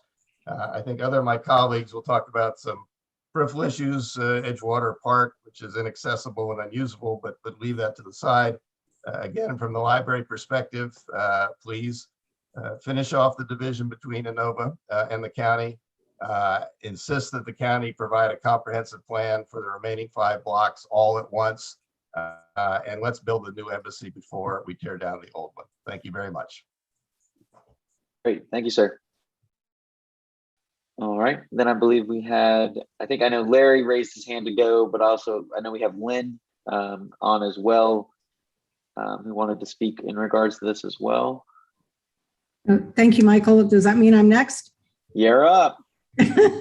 Are you representing a group, Lynn, or is it just for yourself? I am representing representing Reston Citizens Association. Great. Well, that means you've bought yourself 5 minutes. So thank you. I would like to request that we put up the slide. I think it's number 15, or what represents what you all are considering. That's the old one. What is the new one? This one. Right there. Yep. Okay. Thank you. Yes. So I just wanted to again say good evening. My name is Lynn Mulston. I do live at 11472 Links Drive in North Reston. But as president of Reston Citizens Association, I'm here tonight to express a few areas of concern about the county's and Inova's approach to Reston Town Center North. It's our understanding that this evening's DRB meeting will only address the conceptual approval of a slightly revised street grid due to the expansion of the Central Park, which we think is fabulous. If my understanding of this meeting scope is incorrect, however, we would have a great deal more to discuss.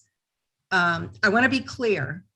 RCA agrees with the modification of the street grid that shows a separation of the Inova blocks. And these are the ones on the right-hand side of this graph that shows blocks 2, 4, and 6 by Library Street and the remainder of Reston Town Center North's non-TOD area west of Fountain Drive, which would be county blocks dedicated to civic uses.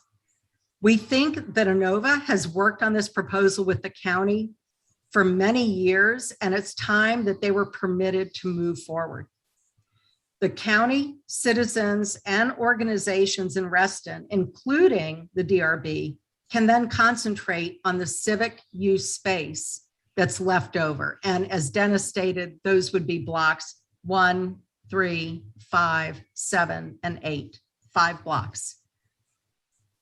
However, while supporting the conceptual approval of the street grid as far as it separates Inova from the county, we remain concerned with many other things, including high density in this area, open space, tree save, and the appropriate use of blocks for civic uses by the county. Given the limitations of the meeting tonight, I would ask the DRB to ask about open space and tree save. Reston Town Center North, as presented to the Comprehensive Plan Task Force, has 49.2 acres. This should include, as we understand it, 10 acres of open space. While more would be desirable, this is the agreed to amount that was previously agreed to. If you look at the plan that is presented tonight, it is exceedingly difficult to see large enough open space. Before we continue, RCA would like to commend Supervisor Alcorn, the county, and Inova for expanding the central green and park from 2.3 acres to 3.5 acres. While not the 5 acres called for in the current Reston Comprehensive Plan, it is definitely an improvement. One area of concern is the open space area called Edgewater Park. Now, this is on your screen in the upper left area with the dotted lines. You'll note that Town Center Parkway is a major road that separates this area from the blocks that are identified. Now,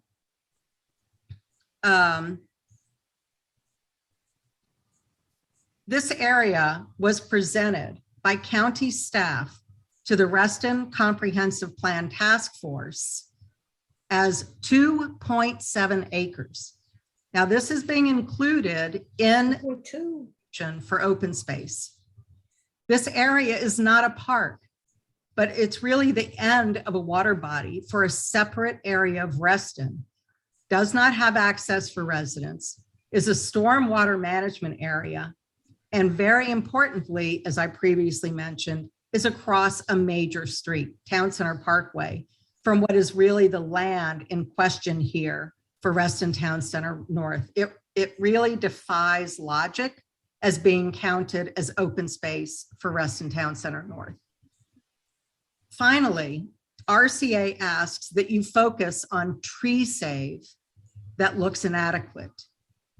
This has been a major concern in previous DRB meetings in 2019 and is still a very important and questionable issue as you examine the current plan tonight. There are a lot of trees on this land today, and they will be severely reduced. Before closing, I'd like to mention that some important neighbors of this area, such as the Paramount Condominium, are not represented here tonight, even though they are key affected parties. Since they are not Reston Association, they are not permitted to participate or comment. So I'm carrying their voice forward as Reston Citizens Association. We ask that you make sure that key parties do have a say as this process goes forward. I want to thank you for hearing from me tonight, representing Reston Citizens Association on this nearly final area of Reston left for use. We look forward to working with you as this moves to further stages in the process. Thank you. Great, thank you, Lynn. I believe Larry Butler wanted to say something on behalf of RA. Yes, I got just a couple of comments. I'll just kind of follow up a little bit on what Lynn said. The obviously Reston Association is, shares the same concern of the rest of the community about the 10-acre commitment to the open space and, usable open space. One question I had is a little unclear from the chart. Are the tree saved areas on the, it's hard to, block 3 and block 4, are those calculated into the open space? I mean, that's a question. They can answer that after I'm done. those tree save areas are shown on development blocks. And another second question is, are those going to be in the public realm? Because if they're on private development property, but not in the public realm, that goes against the notion of the usable 10 acres of open space. So again, that's a question that I think either Rachel or Joan can perhaps answer. A layout question that I've heard a couple of times, street D to street A, the T-bone of the street coming off of, coming from the east to the west that tees into the central green there. Was there any consideration, or is there a grade problem with having that tie in to the street below the ball field? Was it, again, just a question? There's probably a good reason for it, but I haven't heard that explanation. And then kind of dovetailing a little bit on what Lynn said, the water portion of Edgewater Park. I mean, Reston Association's lakes are part of its common area, so technically they are open space, but they're usable. People boat, fish, and so forth. And so to the extent that this is going to be considered part of the open space, I think any future development plan must consider making that more accessible and more usable to the public. So those are my comments. Thank you. Great, thank you, Larry. Michael, just a couple, just to clarify. So Edgewater Park, we will be adding hiking trails through there. I failed to mention that. Thank you. Okay, great. Just 1 second. Is there any other affected party staff, or are we good? I think we're fine, right? I think we just had those two. Great. So just let's go over a couple of questions, comments that kind of were brought up. I think a couple of just right off the bat that I know Larry just brought up. The streets A to D, I think, is a valid question. And just curious, I know there's some the topography through there is pretty substantial. It's kind of where the current Inova emergency room is.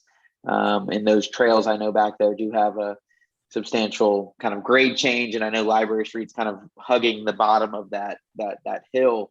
Do you guys kind of have a response to that and potentially kind of connecting them? Yes, we did look at that, and there were topo issues related to it. Yes, so Rachel, this is Dave Sittler. Yeah. We had Urban, our engineer, look at it. The grades were in excess of 6%, which is not ADA accessible, made our sidewalks not ADA accessible, made it very difficult for entrances on that street. So we elected to keep it in its current location, which is at about 5%. Gotcha. Okay. Yeah, just because, as you go through Spectrum there, it'd be sure nice to have, that direct access out to the light that's on, Reston Parkway, but understand that the grades kind of then would make an unusable sidewalk, which wouldn't be ideal. And then also the question about the tree save areas calculation, are those, since they are on, well, block 3 is going to be owned by the county from my understanding. I don't know the whole development agreement. I think that's none of our business as the DRB. That's more of in between the county and the Inova. But on block 4, if that's going to be an Inova or development, potential development, that would be on kind of private property. What is your kind of response to that? Yeah, this is Tim Sampson on behalf of Inova. That would be on the Inova block, and it would be it would be intended to be part of the open space calculation. And of course, it would be, protected tree save area like any place, through a zoning process and what have you.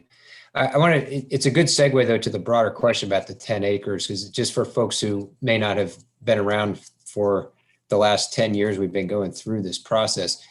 The 10 acres started because there was a 10-acre portion on the west side of the site in the very beginning of when this land came into county ownership back in the 70s. And Edgewater Park was very much part of that 10 acres at the time. And so we need to get regrounded, I guess, Larry and Lynn, on the 10 acres. And there's a memorandum of understanding between the county and RA and Inova about, the replacement of 10 acres that were there, 50 years ago, and, what is going to comprise the 10 acres kind of on a going forward basis here, but very clearly intended all along for Edgewater Park to be part of that. And as Rachel said, it would be improved, through the development plan. But there's perfect logic to that being included in the 10 acres because it was actually the very 10 acres or portion of the very 10 acres that was first created out there for open space. And the tree saves would be part of that too. So I think it's, we're at a level of detail that's probably beyond, again, the request now for conceptual approval, and we'll be glad to, continue those conversations forward. Great. Do you guys want to answer any other of the questions of the affected parties that were brought up? I know some of them was more about kind of phasing of the development, making sure the library is built first before the old one is torn down. I know that's more of a logistical thing that needs to be figured out during the zoning process because you guys still need to go through the whole site plan process with the county and create zoning kind of initially for each block and all that fun stuff, right? We do, and maybe it's worth just a minute to remind folks too, again, for anybody who hasn't been part of the conversation as long as we have, and folks have referenced it, right? Right now, there's the property lines between what Inova owns and the county owns is kind of all over the place within this acreage. And so what we're really step one here trying to do is get a development plan to get in place where we can create blocks that Inova could own and blocks that the county could own without all that overlap going on. And I think Mr. Hayes referenced it very well, right? That's kind of step one so that you can proceed to everything that comes. And so, the question about what's the scope tonight that Lynn raised is very much right as well, right? It's conceptual at this point because until we can get a street grid and a layout with the size of the park and the location of the park and all that kind of figured out, we can't really go forward to separate the exchange property boundaries and kind of move forward. But everything that comes after that, whatever happens in block 2 will be back through the entire process, back to you all for, specific approvals, for what's going on in those blocks and for every other one. So again, hopefully that's somewhat responsive to that. I think the only other note I took that I wanted to make sure was clear too, there's a reference to 49 acres and the 49 acres, I believe, includes the Fairfax County Housing Authority property that is down in that kind of triangle of townhouses, if you can see on the map to the kind of map left outside of, yes, thank you, to the dotted line. So just to keep folks grounded in that. I think it's about 46 acres if you don't include that and 3 more if you do include that in a calculation. So we just need to make sure we're working from the same set of calculations on a going forward basis. And to add to what Tim said, is that 3 acres is not part of the county and Innova's agreement. Well, let me go around the board, see if anyone has any questions, comments. We do, obviously we have certain term limits and things like that on the board. So I know there's a couple of us here that are familiar with the project and have attended walkthroughs and things like that. I know there's also a couple people on the board that have not, are not familiar with the project, and this is the first time they've seen it. So I think it's good that, the change is before us, because I think it'll help showcase this project as it comes over the next couple of years. We'll kind of get a good background. So first want to start with a couple of people I know that haven't seen this before. Jim, did you have any questions about the conceptual street layout and block design that they have come up with? I don't really have any questions about the street layout. The overall question I have is these developable blocks between Inova and Fairfax County. I mean, what uses are going to occur on these blocks? Is there a proposed usage for each one, or is it too far out there at this point? Michael? Too far out there at this point. We don't know. on the county-owned land.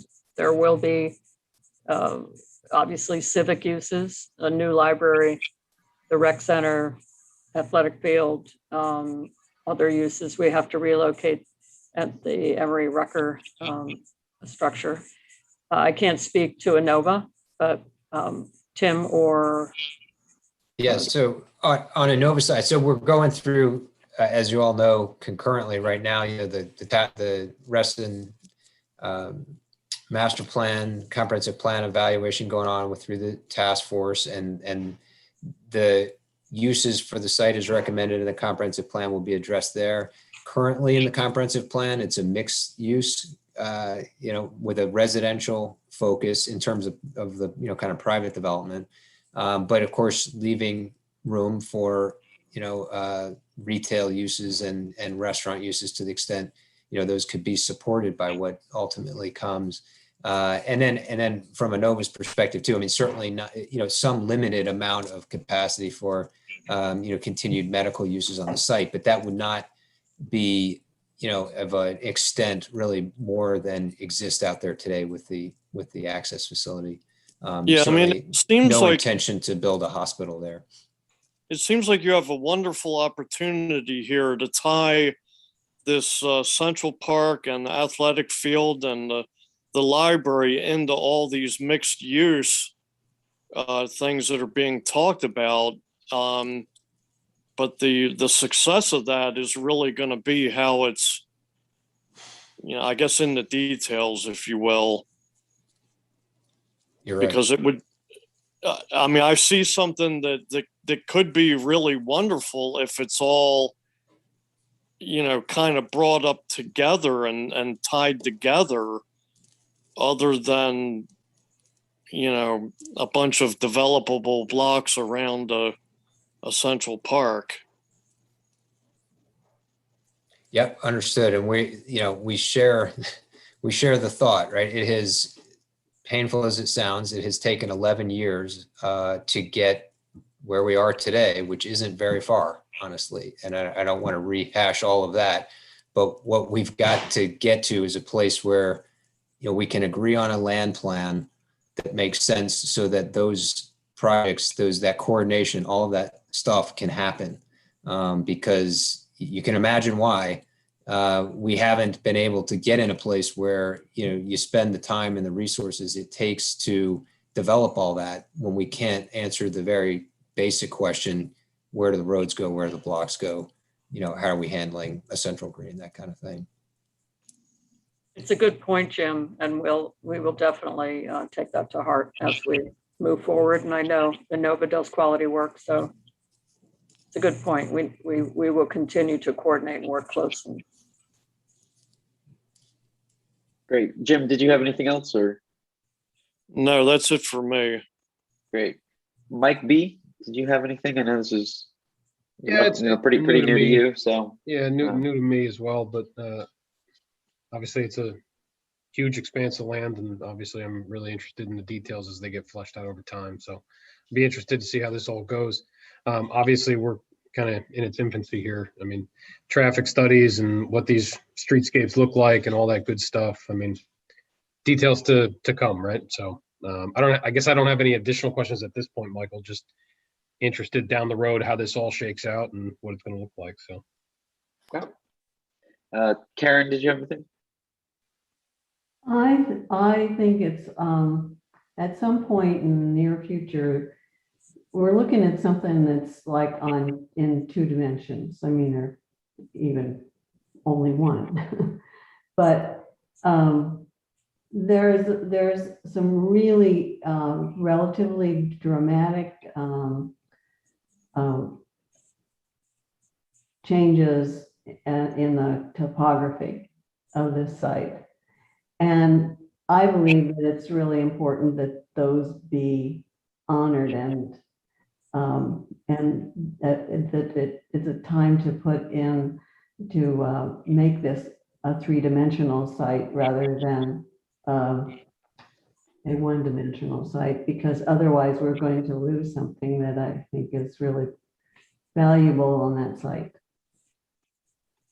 Yeah, I would agree, Karen, that the transition from the Fountain Drive, where you have the commercial and then it slopes down, where Mr. Sittler was referencing, and getting the right slope so that people will actually walk and it's not so steep that they'll just get in their car. We want to get people out of their cars, have this as walkable as possible. That's why the block sizes, locations are so important to really make this a true community where people feel they can get back and forth to the adjoining uses around. And you're right, it's easy to look at a piece of paper like this or a screen and just think of it in two dimensions, but the topo really does matter here. Yes, because I think it could make the whole difference between having, it really needs to be introduced from the beginning. Yep. And maybe there's special places where that happens, and that begins to drive other decisions as well. So. Okay. We did, I just wanted to tell the group, we did have our urban foresters look at this site. Joan, I don't know if you remember who it was, or it's been a while now, it's been a couple of years, but they did tell us which were the healthiest, largest trees that we should save. And that would tie into the special spaces that you were talking about, Karen. Mm-hmm. Yes, and that tree survey was submitted with the application in 2019. So if members would like to see that, we'd be glad to resend it, unless, Mike, you have access to that and can send it to your colleagues. I believe staff should have access to it. Also, all those trees now are 2 years bigger. So, I mean, just think about that. That's almost outdated. Karen, did you have anything else? No, just I think that it's also really important to consider the uses and their shapes and things like that, even just as a preliminary project, and see where that leads. Yeah, because I know that's not before us tonight, and I think, but there has been some thought into that, because I don't know if you remember the working session, Karen, that we met at the government center, and their big maps that they had out on the kind of diagrams out on the table there. I think there has been some thought put into that, so I don't think it's not like they're going to be starting from scratch as soon as they get this conceptual approval. I think they just want to make sure that we can agree on this slight street change, and then they can kind of come back to us, I'm assuming relatively quickly, with kind of this overall zoning plan that'll kind of give us a little bit more idea of height and uses and what's going where. And so I'm hoping that's kind of the next step. But let me get to Bruce first before I talk, because I have a couple things as well. Bruce, do you have anything? Yeah, I do. A little confused with the math of how we got from the 2.3 to 3.5, and we stayed with the same open space. I had in other words, the central green expanded, 1.2 acres, and I can see, and it appears that the tree save was reduced, but we didn't get any information about which was very relevant to our discussion in the previous review for concept approval. So that let me try to answer that. Apparent. It's not yeah. apparent. So the 10 acres of open space that's defined, in the MOU from several years back, recognize that some of the open space that gets into that 10 acres, right, is definitely not shown on the plan right now, right? Because it's open space that's going to happen within the blocks. And we've been saying for years, right, the intention, despite what this may look like, right, is that the blocks aren't, just paved from corner to corner, right? Obviously, right? They're going to come in and be developed with a plan for open space within the blocks and potentially additional tree save within the blocks. And, you know, as you get to what are the uses and what are the footprints and all those sorts of things, right? So if you think about it like this, the open space target, you know, of 10 acres is a minimum. And so there's several things go into that minimum, but the size of the central green getting bigger doesn't affect the minimum. It doesn't reach 10 acres, but it doesn't affect it as the minimum target either, right? So this central green getting bigger, you know, gets closer to that minimum, but it's not going to change a calculation in a way, you know, that is different from last time, because you still have that same target. Well, I understand that, but the chart shows it as an equivalent. So if we go back to the chart with a little checklist, 9+ acres, 9+ acres, it shows, I'm just presented with information that I can't reconcile. I think it's it's the plus that is kind of normalizes that, right? Because how much more, you know, the plus could be +1, it could be +2, it could be plus. So I think that's the point. We're trying to distill in very kind of with easily digestible information here, you know, and so the 9 acre plus, and you may ask, why isn't it 10? I think that because one of the acres was credited for the rec center itself. So, but it's the plus that I think is creating the variable condition there, reflecting that it's a minimum, you know, capacity. So, you know, if the green got bigger and everything else within the block stayed the same, you know, you'd have more open space at the end of the day. We had never been able to put a exact number on what the open space was going to be, and we won't be able to do that until all of the blocks are planned. But that's why the target, you know, remains the same. Well, and I guess I want to jump on that question though, just clarify what Bruce was saying, that the tree save areas, and it's two different ways you guys are, you have two different graphics here that showcases tree save areas. So it may just be a graphical thing, but have the tree save areas decreased because of this increase in central green?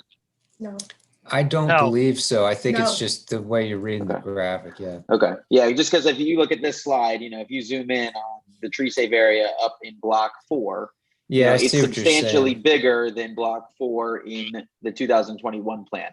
And I'm so not I sure think if I think there's a little bit of confusion there, and we just want to make sure that the obviously this is a colored high level diagram. It's not, you know, to scale That's right. from a site plan standpoint. But I think that was what Bruce's question was kind of driving. Yeah, I see. So that's I think what we were asking. Yeah, and I think if you look at, and it's a good, you raised something that I didn't notice, and I suspect none of us did really. The tree save itself, it's just the bounds of the trees, I think, are more consistent between those two graphics, and probably not the bounds of the area around it, right? The older graphic kind of has an additional kind of squared off area of open space, but the trees proposed to be preserved within it are the same in both. Gotcha. That's correct. This is Stephanie, the landscape architect. There's just an underlying green shade, but the tree outline is roughly the same. But you're right. It's they're both hand drawn as an outline, so there's a little bit of variable. Gotcha.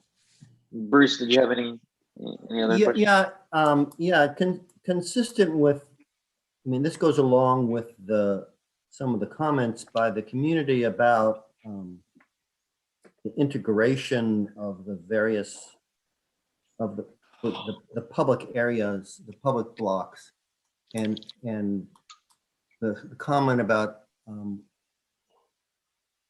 that. In my mind, it's hard to approve. Well, I would make it very clear that any approval we would make, I would be interested in making to the revised conceptual is based on the understanding that there would, before any final approval, we would have this totally nailed down about the integrated comprehensive package for the 5 county blocks. Because I couldn't get it seems to me until we understand that, we don't know how we're going to meet, for example, something that's within our jurisdiction, the tree preservation requirement. So what I'm advising is that any approval that's conceptual would still be based on the understanding that was in our last approval for the various conditions that we would hope you'd consider before we would be able to give final approval. And consistent with those those 3 points that we provided in our November 19th letter, the point that the community made about a better commitment on the comprehensive package for the 5 county blocks would be consistent with the points we've already made and a condition, as far as I'm concerned, for the final approval. I would also hope by then that would match up with what's in the comprehensive plan, the modified comprehensive plan as well. What we can do is, these are good points. We'll ensure that we meet the legal requirement for open space. And when we come back and have more detail, we can show you exactly how we've added it up and have that discussion with you. And I mean, we don't want to just throw in space to throw in space. We will do it intentionally so that it really complements the built environment, to some members' earlier points. But I think that's right. And recognizing that the layers of approval and application here are going to continue to be, the layers, right? So I think we can, with the conceptual approval we're asking for, we would be able to, have confidence that we have a grid that, is generally acceptable and a green and all of that. And I think what we would then be doing to answer that part of the question is continuing to work through the comprehensive plan process. And that will help also inform, what's going on with what's intended to go on within the blocks, within the green and that sort of thing. That would then allow us to, advance a conceptual level plan that begins to show, what's going on in these blocks in 3 dimensions. And then eventually we're going to need final approval of the grid of streets, I think, but there's still going to be approvals to come, right? When you do have specific architecture and that layer of detail for what's going on in the individual block. So it's kind of a buildup from, 2 dimensions of highly conceptual to 3 dimensions of highly conceptual with, far more detailed streetscape and all of that, so that we could get a final approval on the streets, and then be able to subdivide the land and then be able to pursue from there final approvals for the vertical construction. In a way, it's a little bit like the meandering process that you've been going through so far. Anyway, is that there has been a lot of openness, I think, in order to allow it to continue to shift and change, and so that they better represent what everybody would like to have.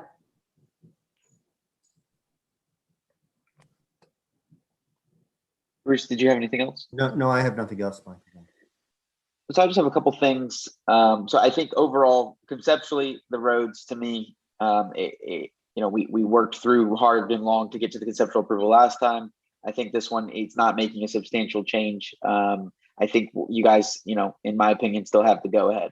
I think what's being brought up is still things that I've brought up from, 3 years ago when I joined the design review board. We still don't have, uses and what blocks, what are the heights and things like that. So what I'd love to see is the next time you guys come back, have, what's a maximum height for the blocks? What is the maximum FAR per blocks? What is, what is the maximum impervious area that you're allowed to put on the site? if you look at North County Government Center as kind of an example, as a block that's already been developed, you can see different entrances that are going to be coming in and off of these roads. You can see the different green spaces that are created on that block. You can see also the different paved surfaces that are created on that block. So I think, that's an example of almost what these other blocks could turn into. And, looking to the right, like looking at what the Spectrum kind of has approved, to me, that's almost not, we almost, and obviously that's missing some of the detail, obviously with the heights and things like that, but kind of getting to that extent where we kind of get an idea of what's happening on each of these blocks, not setting anything in stone, but just obviously each block, when they do bring in a new build, when they bring in their own team of development to design the buildings, they'll have to come back before us, but at least they need some general, guidelines. And I think that'll put a little bit more people at ease, because when they see this, they see, oh, they're going to create block 6, they're going to clear every tree that's there existing. And in reality, they may only be allowed to really develop on, 70% of it. And 25% of that's a parking lot. And the other 30% is going to be some sort of open space that, isn't even, shown on this diagram, but it appears that it's not going to be. So I think that'll kind of help alleviate some concerns. What I'm afraid of is, we don't want it to turn into, like, I was over the other night, I was at the Borough in Tyson's, and I'm going up that kind of street, connector street, and they clearly have developed blocks that were not thought all out together, and it's a tight traffic jam constantly kind of getting in through that area. I think that's the big concern, is we don't want these blocks to not be thought of as a whole when they're going to be developed. We have a chance to develop them all together in concept first, to be able to get a fully comprehensive, coherent kind of design between all the blocks, so we don't have some of those issues, and create a good, nice space for Reston, for people to come and enjoy. In what capacity, I don't know, but that's kind of the intent.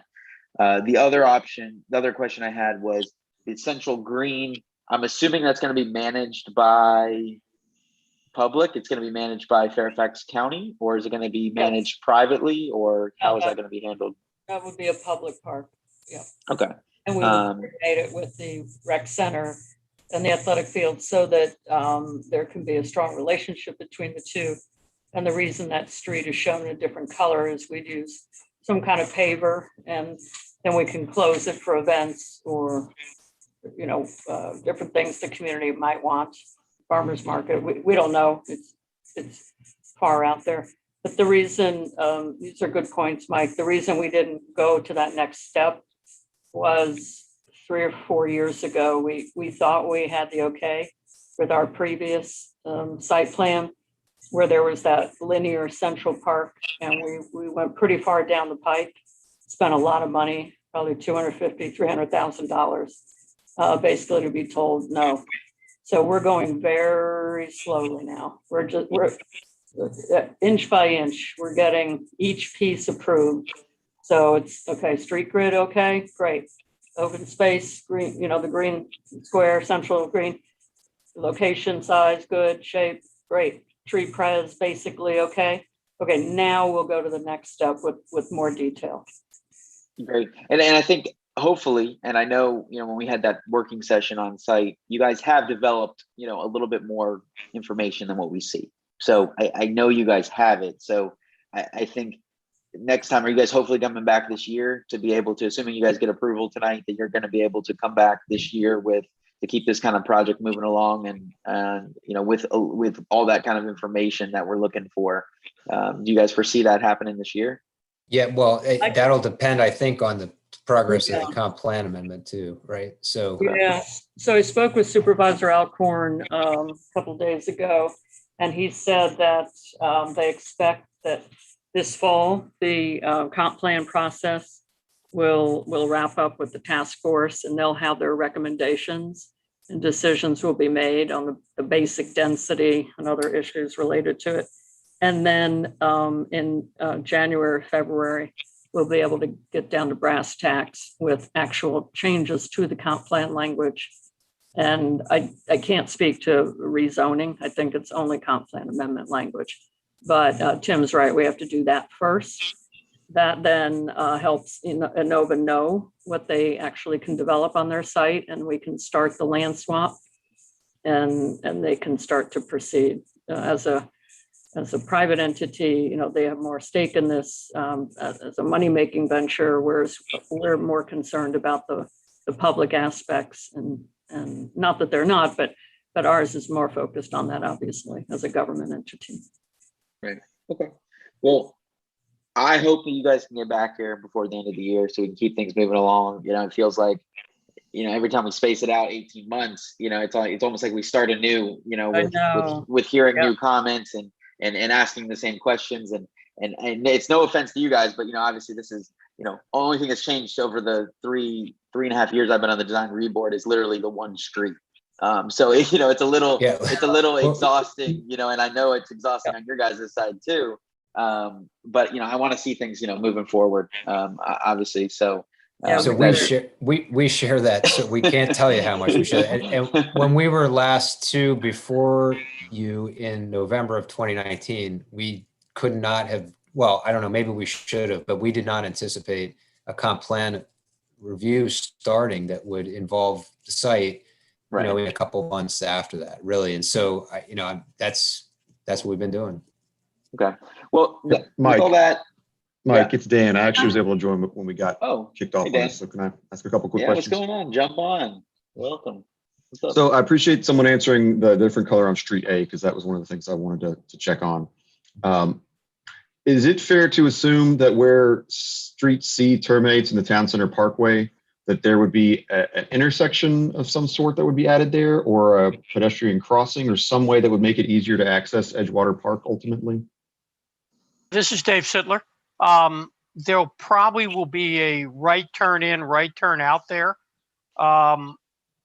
We did not have a full movement intersection in the last iteration. We did look at crosswalks. It's more than likely the crosswalks are going to be at the signal and be enhanced type crosswalks. Mid-block crosswalks are frowned by FCDOT. So my guess is we'll activate from the north to the south on Edgewater Park. Okay. And then, since for someone who's new to this, on I think some of the older materials, not so much this new design, but on some of it, not all of the older materials, it kind of showed a link from Library Street crossing, I guess, a private property that's off the bottom south there to the existing Library Street in the town center. Is that something that may not be a part of this, but that one day would be pursued, or is that off the table? We're hoping that one day that we'll be able to pursue something there. Yeah. Okay. And then, and I think this was slightly addressed earlier, but I didn't quite catch if there was a reason for it. For the Housing Authority land, that triangular piece that was mentioned, is there a reason why that's been removed from here as opposed to some of the earlier concepts? It wasn't ever included. So it's not that it's been removed. When we kind of put together the initial agreement on how to proceed, we're not interested in redeveloping. Okay. But now Dan, they are looking to redevelop it in some form, and whether they'll be able to just stick to that site or if they have to find another site, because it's hard to relocate people, tear it down, rebuild it, and bring them back. So they're exploring options right now. Now, is that site in RA jurisdiction, or is that in TSA? Because I know there's like a weird delineation line around here. I think the line is the dotted line. So I think it is actually in the town center. Okay. I don't, Yeah, no, I won't quote you on it. I know part of Block 8 is technically in the town center district, not actual RA. I think it's kind of, is that part of there? Right. So, So Dan, did you have any other questions?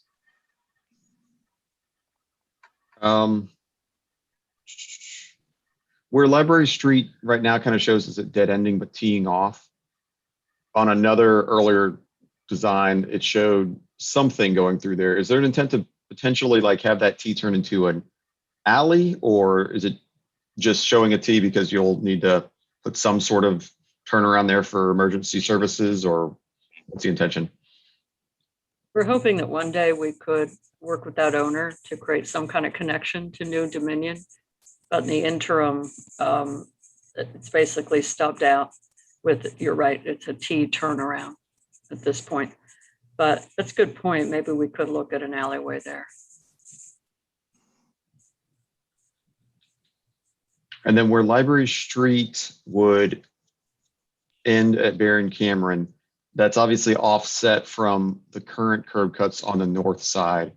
Is that something that might be tweaked a little bit to the east over time, or because that's Inova's land, is that a hard line? It's not due to Inova's land. It's due to the connection between Town Center Parkway and Fountain. We have a left, that is a right turn in, right turn out, and a left in. And there is not enough room for intersection spacing. And that's where VDOT told us we had to have it. So you're actually going to be able to get a left turn in off of Barron's Cameron? There's a left turn in, but no left turn out. Yeah, I mean, that's a busy road to be doing a left turn in from Barron Cameron. I mean, I guess there must be room for a turn lane of some sort, I would hope. There will be. There will be. And again, all of these are preliminary. You have to realize that we are very conceptual and have to go back in through the process for the zoning, which will incorporate VDOT comments. Okay. Cool. Okay. Well, Dan, you have anything else? I'm good for now. Thanks. Does anybody want to make a motion?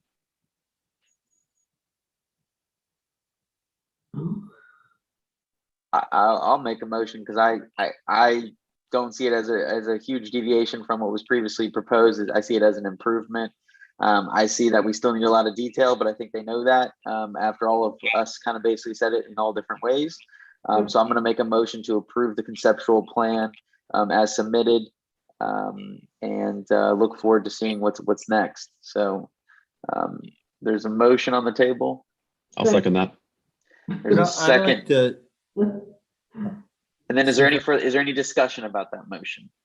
Yeah. All right, Bruce, go ahead. Yeah, I wanted to see, I'll make sure that we, and I don't know if this will be part of the motion or a clarification, that the conditions that we asked to be considered in our prior decision continue to apply.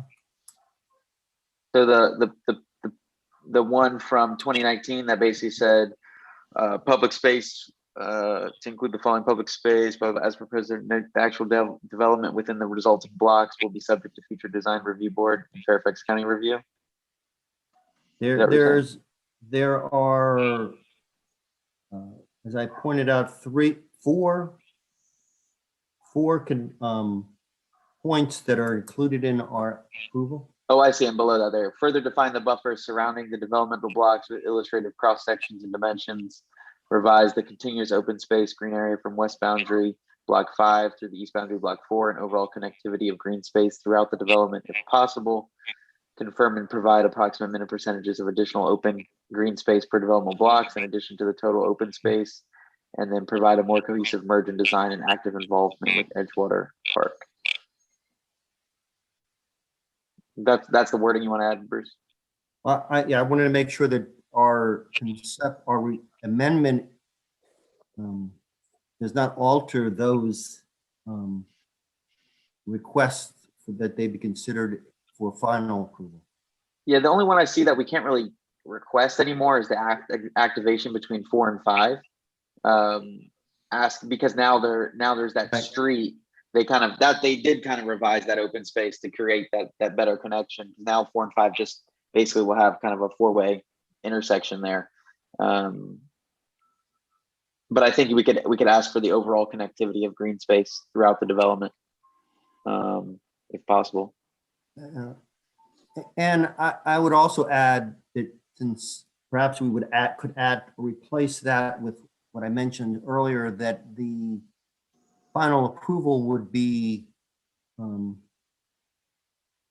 based on the application of the comprehensive plan as it exists, as it's going to be in existence at the time of the request for final approval. Okay. So how do you want that word? That that what we're saying is that they consider that our final approval will be based on the application of the comprehensive plan as it exists at the time of the request for final approval. Okay, yeah.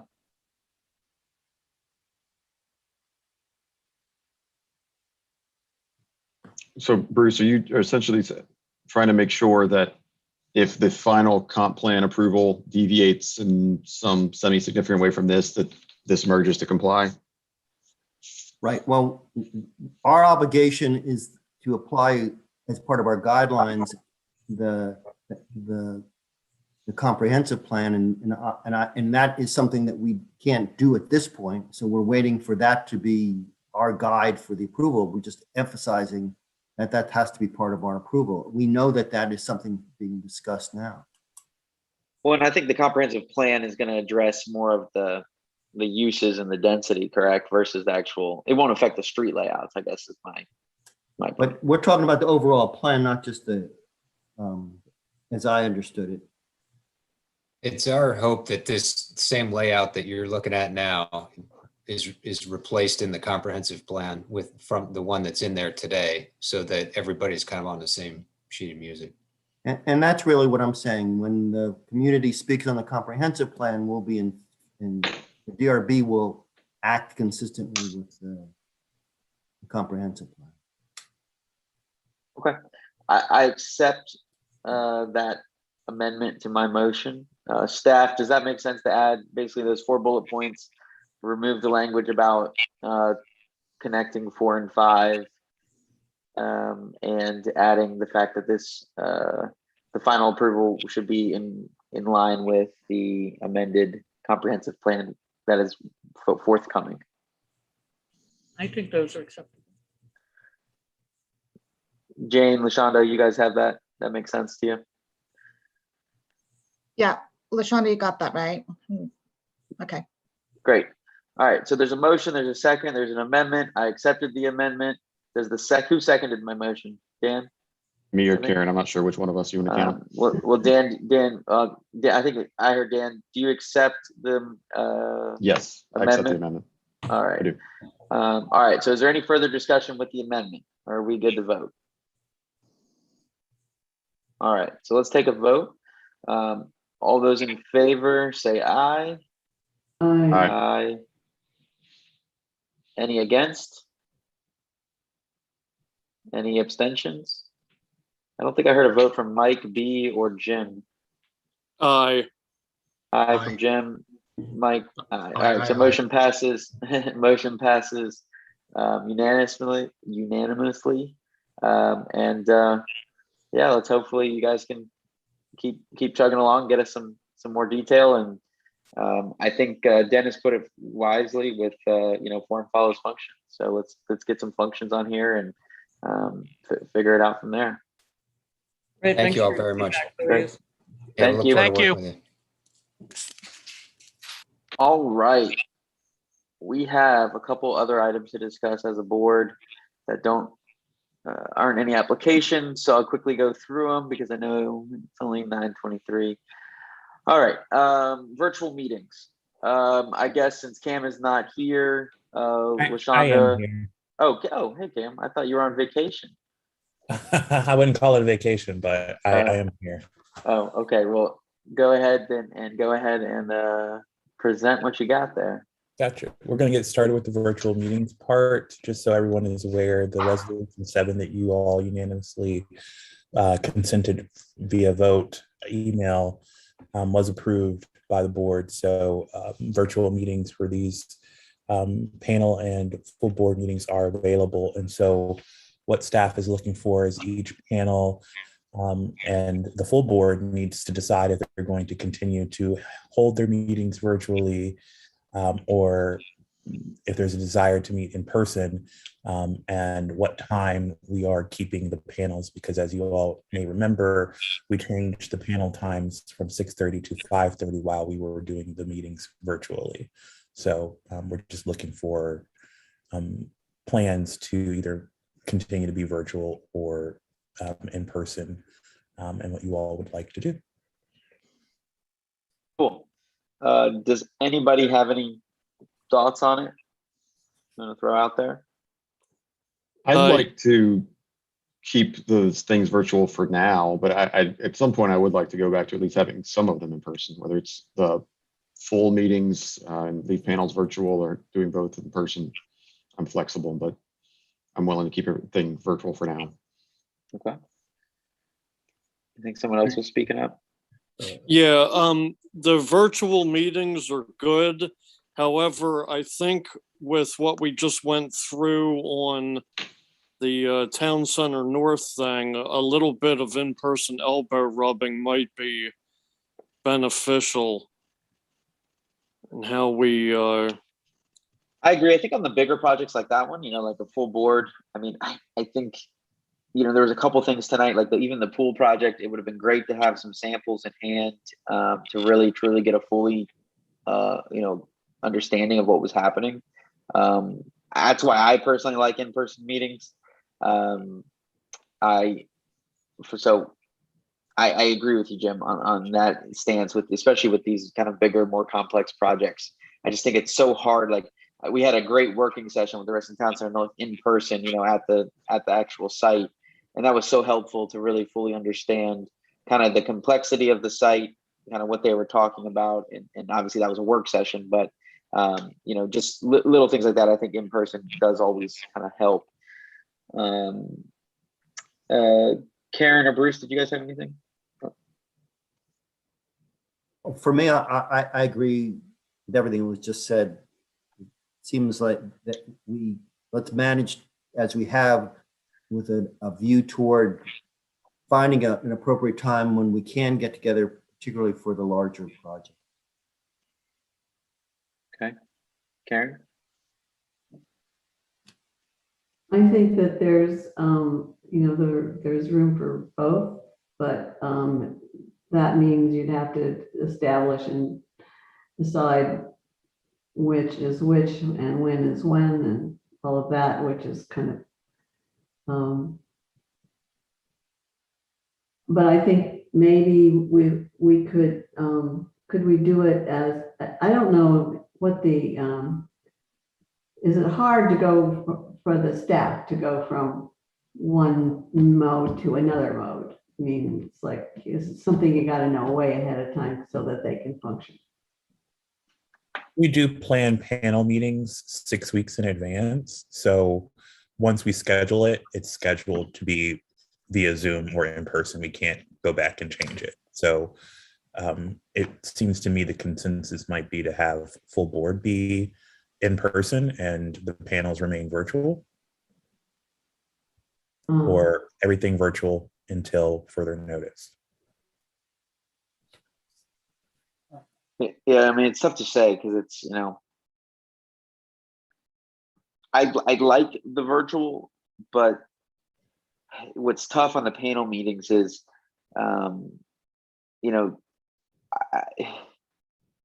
from a member standpoint, maybe it is easier than having to drive all the way, to the office and walk in and come, and maybe it's been good. I feel like we've seen a lot more applications than what we have before. Kind of we went to these virtual meetings. There is a certain time though. There's sometimes where I just wish that homeowner I could, kind of show them something a little bit more detailed, or kind of explain something a little bit better in person than I can over Zoom with my hands going like this. And so there's certain times where I wish those were in person, but I do think they're a little bit more efficient virtually, just because as bad as it sounds, sometimes you got to just mute somebody, and sometimes you can do that virtually, and in person it's sometimes a little hard to do that, right? So I like the panels virtually. I like the time they start because then we're done by 7:30. We have another agenda item that we're going to talk about with panel meetings and try to maybe shorten them and kind of help shorten them potentially. So I'm fine with saying let's do panels virtually, but let's do full board in person.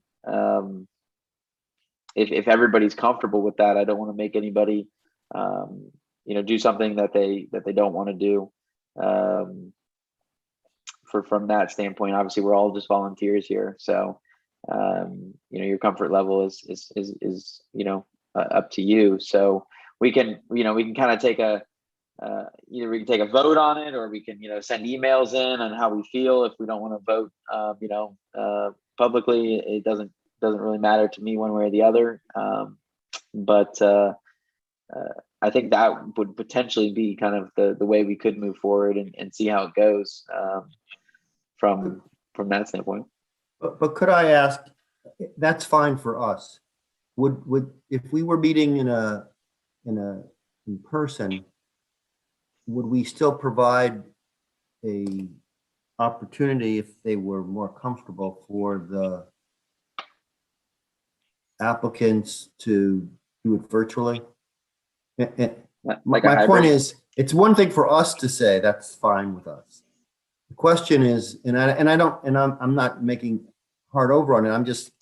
I just know in other meetings, other things I've done, some people still don't want to get together. And my question would be, and maybe the question is for Cam. What is the board? Do they provide the opportunity for virtual if a resident doesn't want to be in person? So, Mr. Chairman, I'd be recognized. Yeah, go ahead, Tony. Briefly, logistically, we don't have the ability to do what we've been calling a hybrid meeting at this point, where some people are appearing virtual and some people are in person. It was expected that might occur in September. However, it was just announced today that the director of IT, it will be leaving on July 30th. So I don't know what a timetable is for a hybrid option. I'm also must have been scared of the hybrid option. I'm also slightly concerned about the guidance that's going to come down from the CDC at some point regarding the Delta variant and whether there'll be masks and things like that. So, just things for this board to consider. Whether they want to maintain the status quo and give a little bit more time to see how Delta surfaces or not. The association more time to explore as to whether they can deliver on a hybrid model or not by September. Just food for thought. Yeah, I mean, it's obviously a tricky situation because it's you don't know. I mean, and I don't want to make it a vaccination thing versus not a vaccination and all this stuff. So I'm fine with it either way. I personally like getting half these board members I don't think I've even met in person. The other day I was down at Lake Ann at the Bluegrass Festival, and I saw Karen, and she was able to meet my baby, and it was a great great time. And so that human interaction and kind of camaraderie of the board I think is important. But obviously we can wait it out a little longer if people think that might be the best situation, especially with ever-changing times. So I'm open to either. Like I said, I mean, I think we could take if people don't want to vote in here at this point, we can just email about it, maybe take a survey or something like that people vote what they want. I mean, how hard is it if we meet in person 1 week for a full board, and then the next month we have to go back to virtually? I don't think it's the end of the world, right? So either way, a motion needs to be made. Okay. Decide what you're going to do. You know, we kind of got this, we're kind of a little bit in the gray having this meeting. We got the language in there and it says at the discretion of the board, but as you know, boards act through. So you could, you know, move to resume in-person full DRB meeting for August. Give it a try, see how it goes. Or you could do the opposite and move to remain entirely virtual, panels and full DRB until X date, or, you know, just do it every month to see how it goes. You know, like this month we want to have in person, next month we want to have virtual. It's fully within the discretion of the board as our documents are now written. Now, would we know a month in advance the board, whatever is going to be on the agenda for the full board? That's something I don't, that's a Cam question. Cam, would you know that answer? Could you repeat the question? Just like, would we know what the agenda would be for a full board meeting approximately? Like, do you guys know what is on the full board meeting, you know, for next month by the end of this week, let's say? No. No, okay. Because like you know, I think that could impact the decision, right? If it's a project that we really want to see a lot of the materials and, you know, have a presentation board right in front of us, I'd love to be in person. If we know it's going to be a lot of more conceptual stuff that maybe we don't, you know, have a lot of material samples, or it's a lot of appeals, and appeals are always easier to deal with virtually than in person, you know. You know, then I'd be like, okay, let's plan on a virtual meeting. But if we don't know that, then what's the notice go out 2 weeks in advance for the meetings? For full board, it should be at least 2 weeks. Sometimes it's 21 days, depending on if it's a redevelopment or not. Okay. So you would need a decision by then, and I'm assuming, Tony, we would need to come to a unanimous decision on whether to hold it if we were voting over email. Correct. Yeah. And we would actually adjust those timetables because, as I said, we schedule panel meetings 6 weeks in advance. So we're already planning for the beginning of September. So keep that in mind as well. Well, let me pose this to the board. Is there anybody completely objecting against virtual panel meetings? No, I like the virtual panel meetings. I think they're more efficient, and for a couple of the reasons you already brought up. Right. And given the current slog of stuff we're trying to get through, I'm not real wild about a 7-hour marathon on Tuesday nights. Right. Okay. Well, I think that, anyone else have any other thoughts on that one? So I think that's kind of, we have a consensus on. So full board meetings, is there anybody, if you're comfortable speaking, you know, fully against meeting in person and would prefer to just keep it virtually for the time being? I'd prefer to keep it virtual, Michael, in all sincerity. I would really like to see if there was some way to introduce some kind of way that we could have some kind of activity that's in person. I just like a social gathering, Karen. No.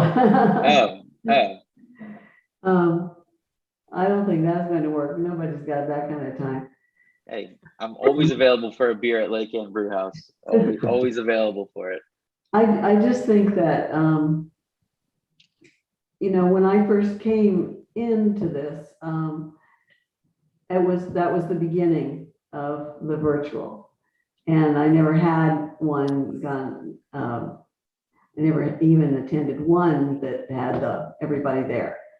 And I find that it's beneficial to have some kind of interaction, personal interaction, and that is centers around what we need to do, as opposed to, you know, having a good time, or whatever.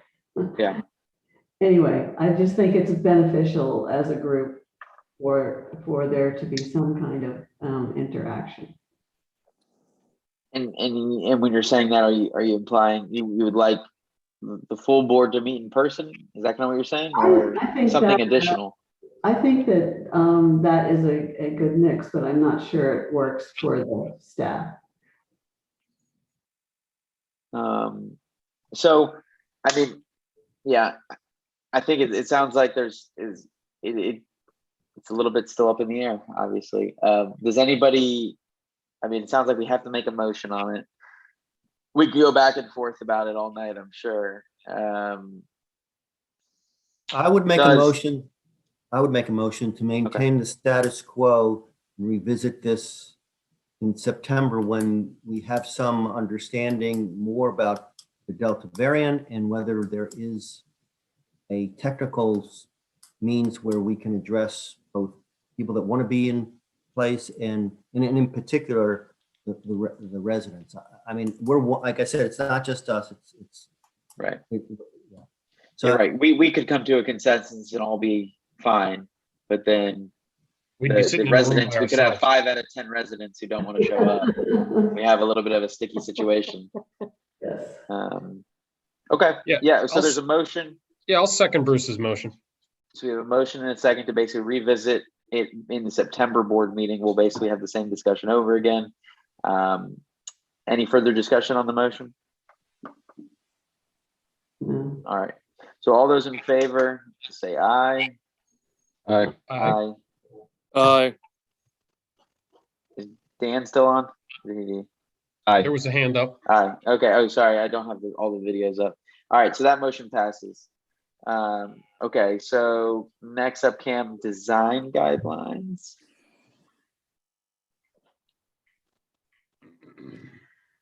Yes, first we're going to start talking about electric vehicle charging stations. So I wrote a memo to you all, kind of giving you an outline of essentially how this conversation started. Some of you may be aware if you've been watching the board meetings.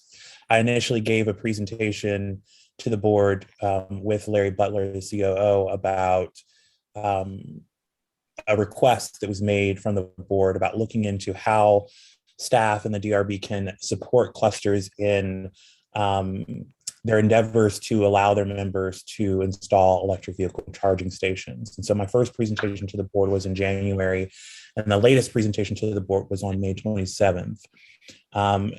This has been a much more complex issue than we initially thought it would be. Clearly, our cluster outreach and support related to electric vehicle charging stations is going to be somewhat limited because it is a very complex situation. But in talking to the DRB working group late last year, there was kind of a consensus that clearly there needed to be a guideline for electric vehicle charging stations because the DRB had already approved several in the last couple of years. And then also the fact that it's a very objective way to establish a review of an application. And then, of course, that is a fundamental way that RA and the DRB can support clusters and their members in getting these types of installations reviewed by the DRB, especially as it relates to cluster common area.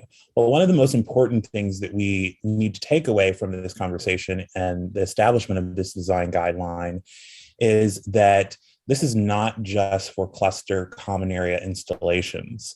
We quickly found that based on the previous DRB approvals, there are a wide array of different types of scenarios and situations in which this design guideline, if approved, would be applicable and be a really good resource for all of our commercial aspects, all of our condo, multifamily, apartment complexes, and then also single family homes and clusters that do not have assigned parking, but do have designated parking pads.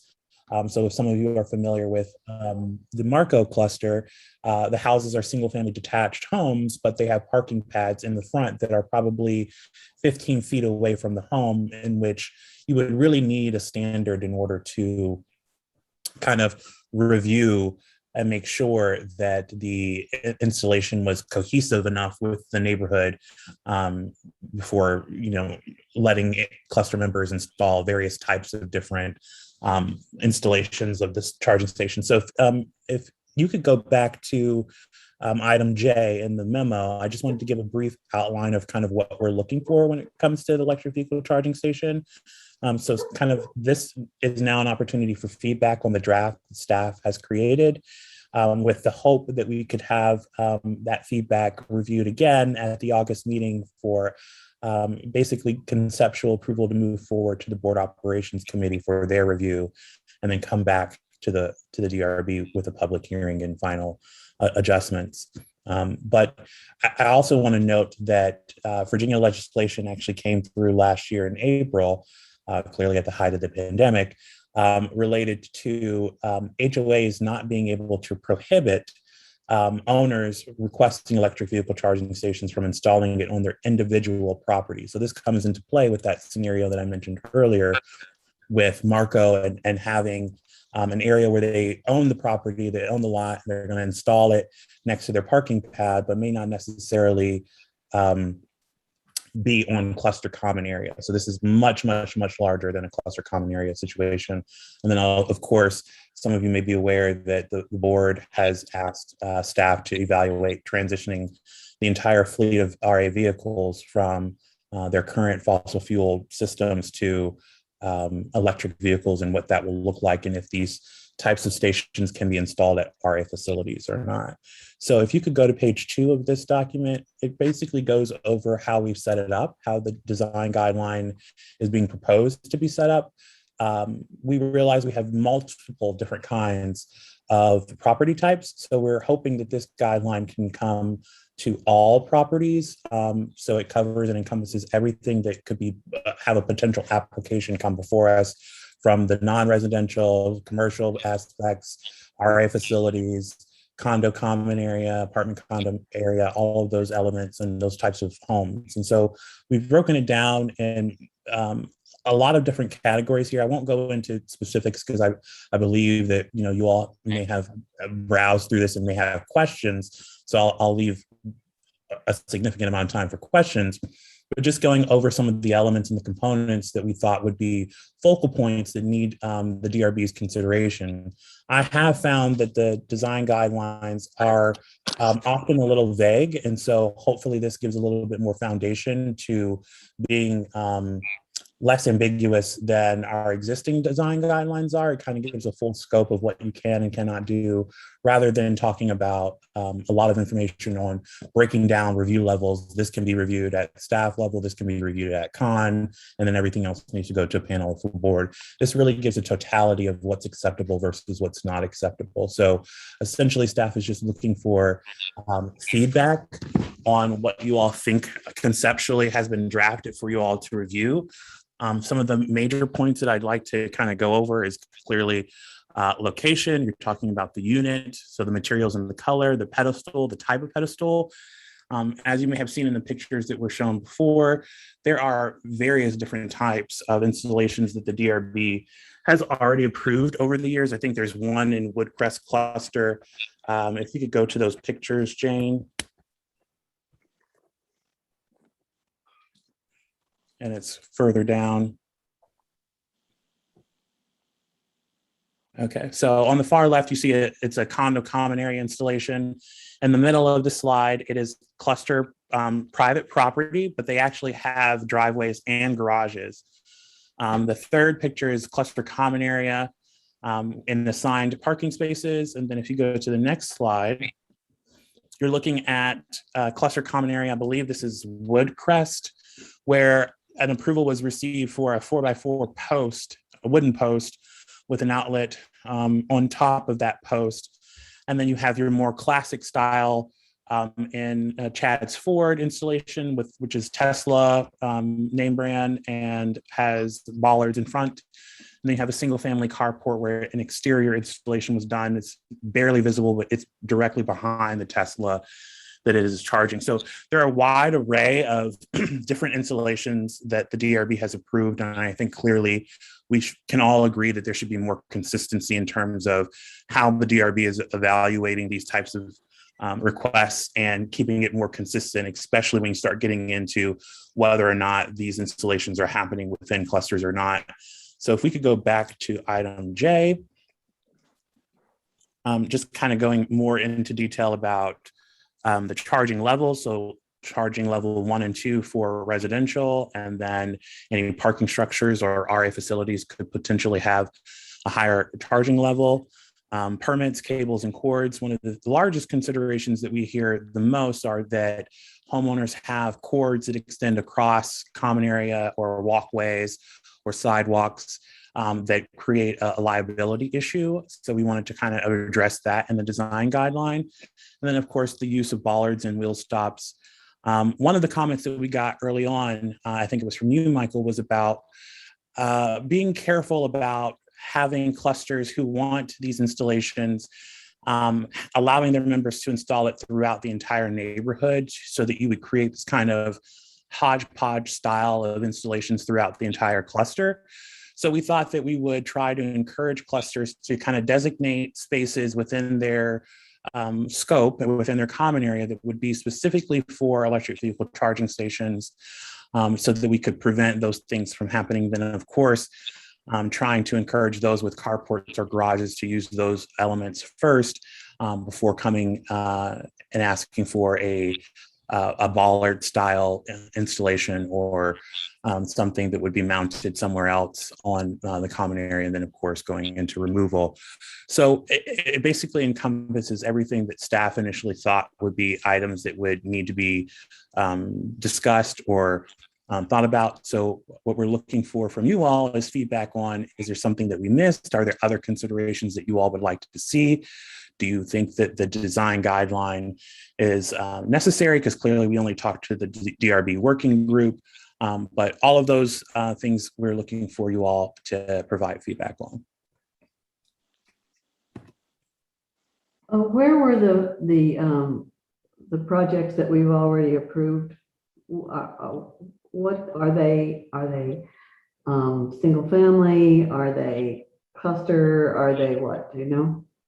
Sure. If you want to go back to the pictures, Jane, thank you. So there's been 6 installations already in those 3 pictures that you see now. The left picture is in a cluster on cluster common area. The middle, I believe, I don't remember the name off the top of my head of the cluster, but the middle one is in Chad's Ford in an assigned space. And then the right side is a single family detached non-cluster in a carport. And then if you go to slide 4, the left-hand side is actually a communal use installation in a condo. It's Park Reston community. That actually is its own communal hub of spaces that were designated as, here you can charge your car, the condo's paying for it, et cetera, et cetera. The middle one is in a cluster, I think it's Lakeport. And that cluster, all of the homes have either a driveway and a garage, or they have a designated carport. So that home in particular has a driveway and a garage, but submitted an application to install their charging station on a pedestal outside their garage along their driveway. And then the right allow side, them to do that? the DRB did approve all of these installations, yes. Why? If they have a garage, how in the world? Never mind. I know it's in the past, but okay. Like, we'll just put it in the garage. Yeah. So do all of these have electrical power available? I mean, in a cluster, sorry. Did all of them have available power? Some of them took the power and basically buried the power underneath to get it to, from their home, to get it to the parking area in which it's installed.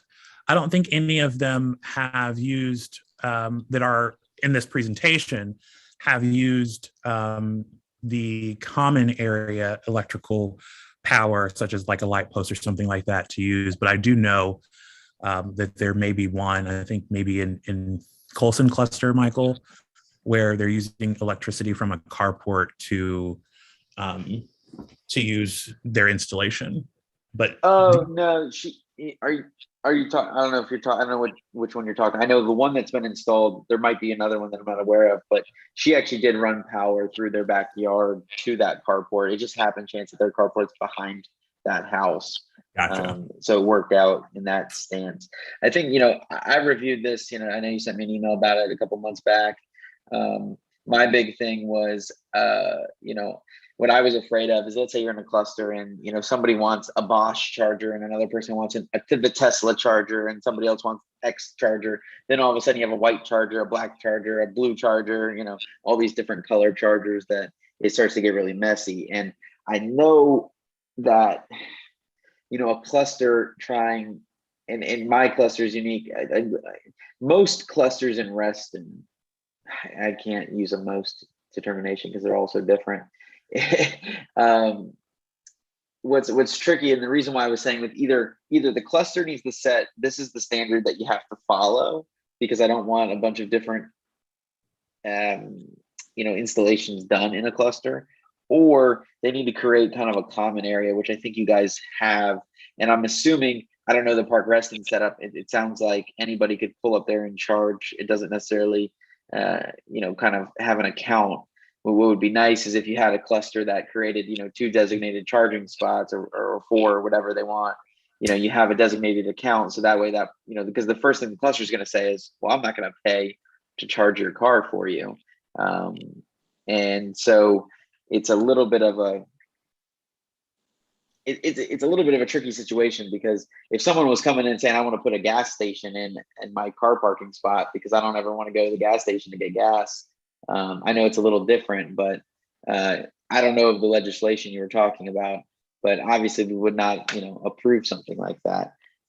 So I think the guideline you created is good here. I think this, at the end of the day, it gives people a starting point, and they still have to come to DRB to get approval regardless. It's just, it'll, like you said, it'll let us consistently approve these with more typical installations kind of each time. So I don't have a problem with it as it's drafted. But Could I ask one small thing? With respect to installations in garages, do we have any other guidelines that, with respect to things in people's garages? No, we don't have anything related to inside garages, but we do have something related to enclosures or carports. So like if they wanted to do an outlet, for example.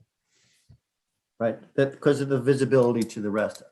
My notion only is that we may want to consider addressing the inside of the garage, removing that from the guidance, if it's about visibility from the sidewalks or the pathways, because I don't think that we're in a position to have a standard about what's inside a private garage.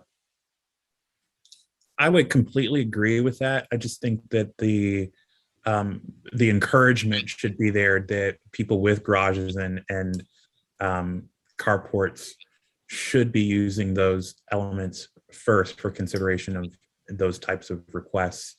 Like Michael had pointed out, clearly, why would someone who has a garage want their charging station to be exterior?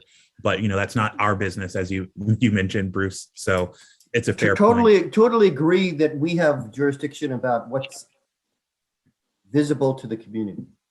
I'm only talking about the smaller notion that the statements that says installation in these areas must limit visibility.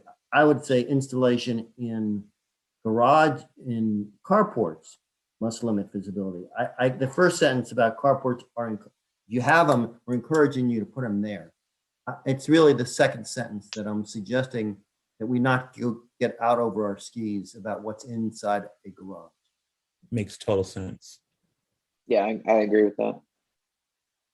But I also, and I emphasize, I totally agree that we want to encourage people to put them in garage if they are able to do it. And now, Cam, and you may know a little bit more about this, on the whole bollards and wheel stop thing, and I don't know who inspects these. I don't know. Does Fairfax County inspect these? I don't know. Can you get it approved with just wheel stops and not bollards? Because obviously I prefer no bollards in residential. I mean, I think it looks comical, to be honest. Are wheel stops acceptable forms of stopping? I mean, do we even know are these even inspected by the county? I'm assuming you have to get an electrical permit to do it. You do need an electrical permit, but the wheel stops and the bollards, from my understanding, are not a requirement. They're just for safety in terms of someone hitting it. Gotcha. Okay. Yeah, because, even though, like, let's say we're looking at that one that's on the wood pole there, obviously wood pole, I mean, it is what it is. It's there. It's not the end of the world. What's nice about it is it's not requiring any wheel stop. It's not requiring any alert. It's not requiring, any of that stuff, which is kind of nicer looking than obviously the one directly to the right of that, which, has 3 poles coming out of the ground. And it's just, to me, is much messier looking. So, I'd prefer, and I do like that you have the use of bollard at a station. Oh, just a typo there on sheet page 3. The use of the bollard at a station will be reviewed on a case-by-case basis. I think that's good wording to keep in there, because, and I guess, saying that wheel stops are encouraged over bollards, I think personally would be my opinion. Because if they do want some sort of protection, I think that is much more aesthetically pleasing than a bollard. Gotcha. Okay. Have you experienced, or do you expect to experience, especially in a cluster, the cost of bringing power into the cluster just to start with is pretty huge. And it might be an incentive to people to do a lot of things that maybe they shouldn't be doing. Have you run across anything like that? I mean, what is there? Are there people out there who have not, that anybody knows about,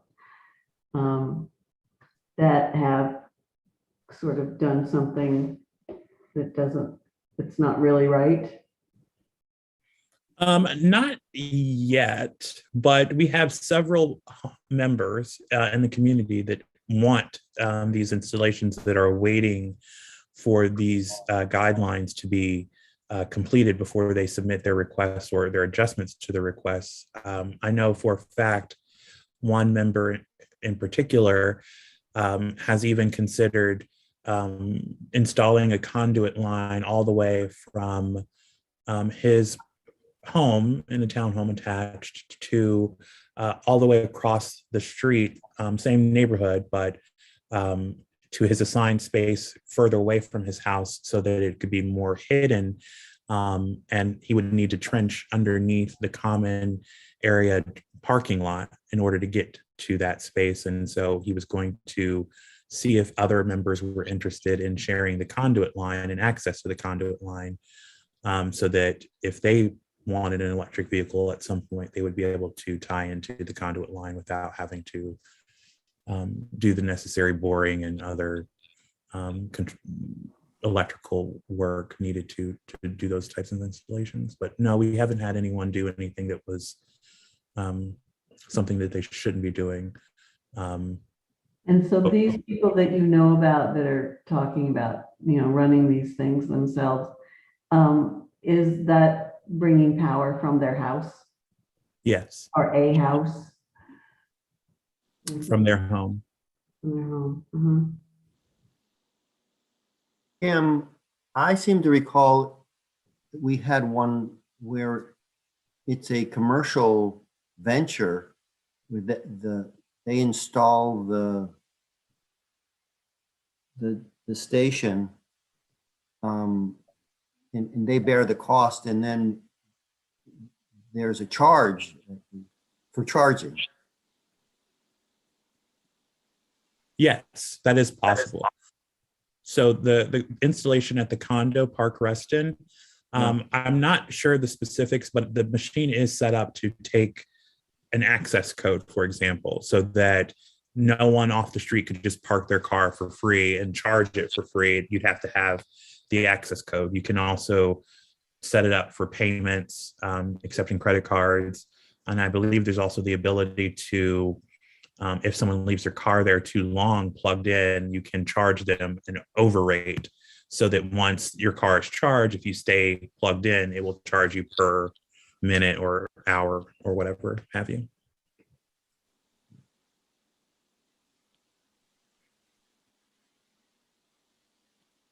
So Cam, one other thing that stuck out to me a little bit, and maybe I'm just misunderstanding your intention on this, but the cluster condo apartment common area, looking for a parking plan. I don't quite understand how that's going to work for the clusters that have assigned spaces. So Because this not is, everybody in a cluster is going to want these at the same time. I think that more came from probably my comment, Cam, correct? I would assume. Yes, it did. And so, Dan, what I was trying to promote there is that, you know, and I don't know, I've lived in 3 clusters, or 2 clusters technically. You know, they never had assigned parking. They all had carports, and that was essentially your assigned parking was your carport, and then the rest of the open lot is fair game, right? So I know there are clusters that don't have carports, and they do have assigned parking. What I was hoping is that with those, those clusters, I don't know how many there are. You know, maybe there's 20, maybe there's 50. I honestly don't know. What would be nice is that they kind of, even though they do have reserved spaces, that there'd be a way to prevent from happening, you know, an installation here, an installation there, an installation, you know, all sporadically through the association or through their cluster. Because technically those people don't own those spots. The cluster owns the spots. They are leasing the spot as the owner of the property within the cluster. Mm-hmm. You know, all parking lot, cluster, even all the carports are technically owned by the clusters. They're not owned by the residents. So, you know, and I don't know, has the Right to Charge Act officially been enacted? Cam, has it officially passed legislation? Yes, it did last year. So what I'm reading here, and I don't know if Tony's taken the time to read it over, is that it's saying, you know, except to the extent that the declaration provides otherwise, no association shall prohibit any proprietary lessee from installing an electric vehicle charging station for the proprietary lessee's personal use within the boundaries of a unit or a limited common element parking space to the unit owned by the proprietary lessee. So if to me, that means if the cluster doesn't have assigned parking spaces, that they can't do it necessarily. That's my understanding from the law. So there's 2 laws that were enacted and they're on the same bill. One is for condominiums and the other is for property owners. So it sounds to me like you're reading from the Condominium Act and not the Property Owners Association Act. Or Property Owners Association, that would be. It's the Virginia Real Estate Cooperative Act. So Jane, if you could hit the EVCS legislation. Regardless, I'm not a lawyer. I just would like Tony to look at it and basically say, is it, you know,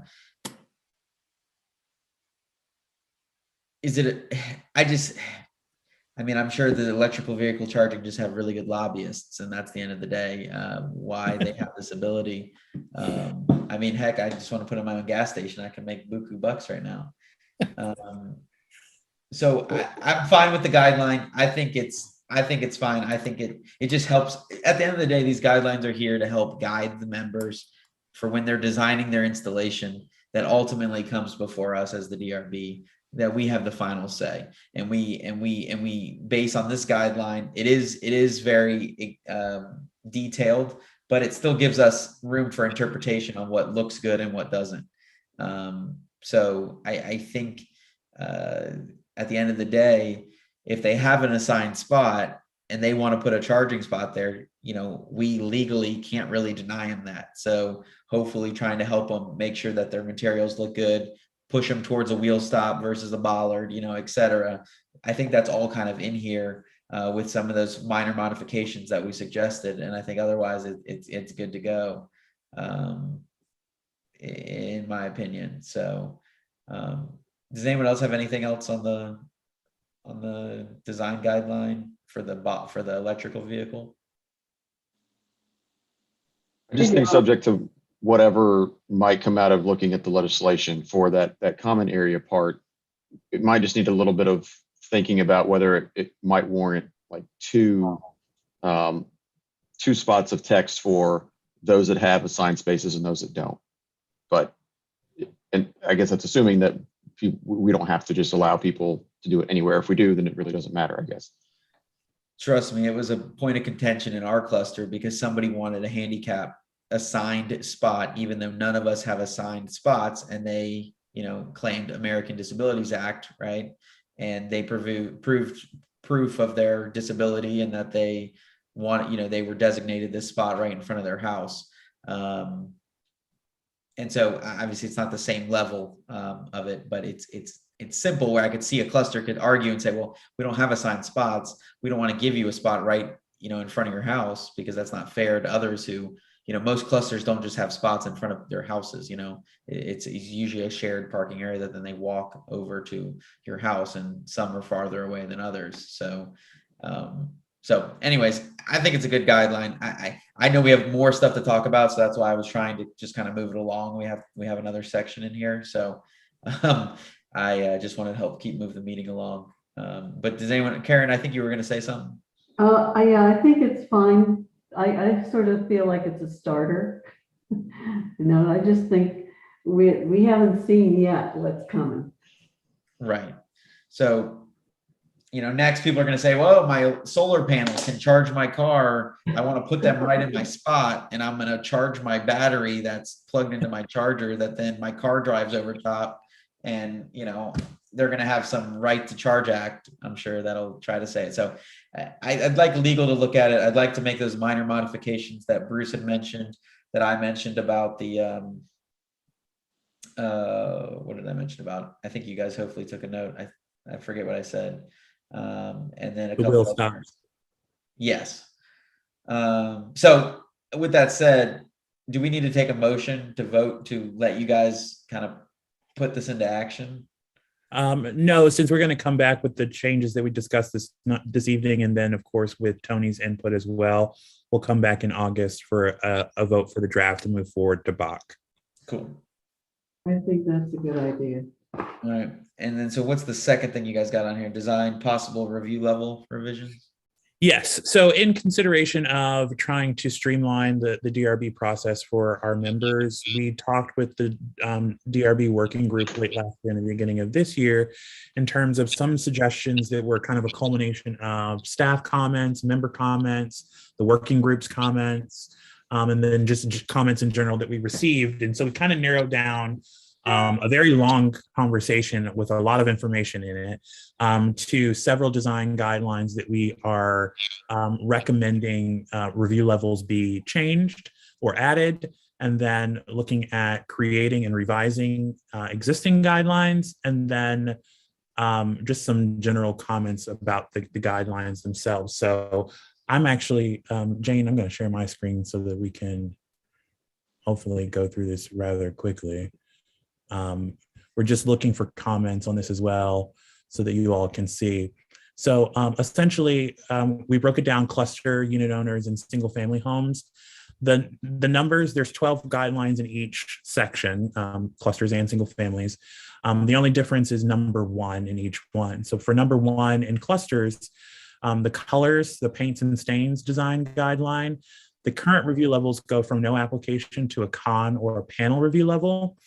And we're suggesting a no application to staff review to a con or panel level. So basically adding a staff review level for this design guideline. One of the things that we really do need clarification on is that the guideline is somewhat confusing. The assumption here is that the DRB cannot approve a color which does not go through a cluster standard application. So if you have a design guideline that basically you don't need to submit an application if the color conforms to the cluster standard. But if you do submit an application, the application needs to be reviewed at a con or panel. Well, it's kind of redundant because you can't approve an application that technically isn't cluster standard. So there should be no secondary review level unless you're referring to features or objects instead of home elements. So some clarification on that design guideline is imperative to make sure that we're all on the same page, one way or the other. Why would anyone submit an application if they don't need to? That's exactly my point. Well, I think you would just tell them when they submit the application that you don't need to be, have a nice day. Well, the guideline establishes that they can submit an application, which is the problem. So we're trying to get homeowners to read the guidelines, and while they're reading them, they're saying that no application needed for cluster standard. So it's basically giving them an out. If they don't want to comply with the cluster standard, they can submit an application that can be reviewed at con or panel, even though the DRB is going to deny that application because it doesn't conform to cluster standards. Yes and no. We can beg to differ on some of that stuff. And I know there was, the whole issue last week with the panel thing that I approved that wasn't a cluster standard. So for paints and colors, I think it's pretty black or white. That if it's not in your cluster standard, you can't do it. I know there's people all the time who come before us with decks that's, I wanted my deck to be orange tiger red and it's not approved, but I hope you guys will approve it. And we usually, always turn them down. I think you're basically saying you'd prefer at staff to be able to just turn them down right away.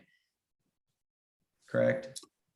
Essentially, I mean, we can deny things based on it not being consistent with the design guideline or cluster standard. But yeah, essentially, if we're not interpreting the design guideline correctly, we need clarification either way. So it may not be adding the review level, but changing the way that the design guideline is actually written.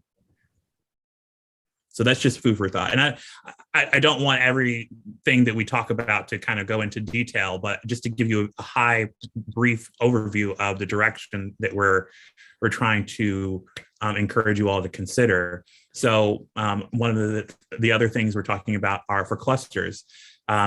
Decks that are ground level. The current review levels go from no application to con or panel.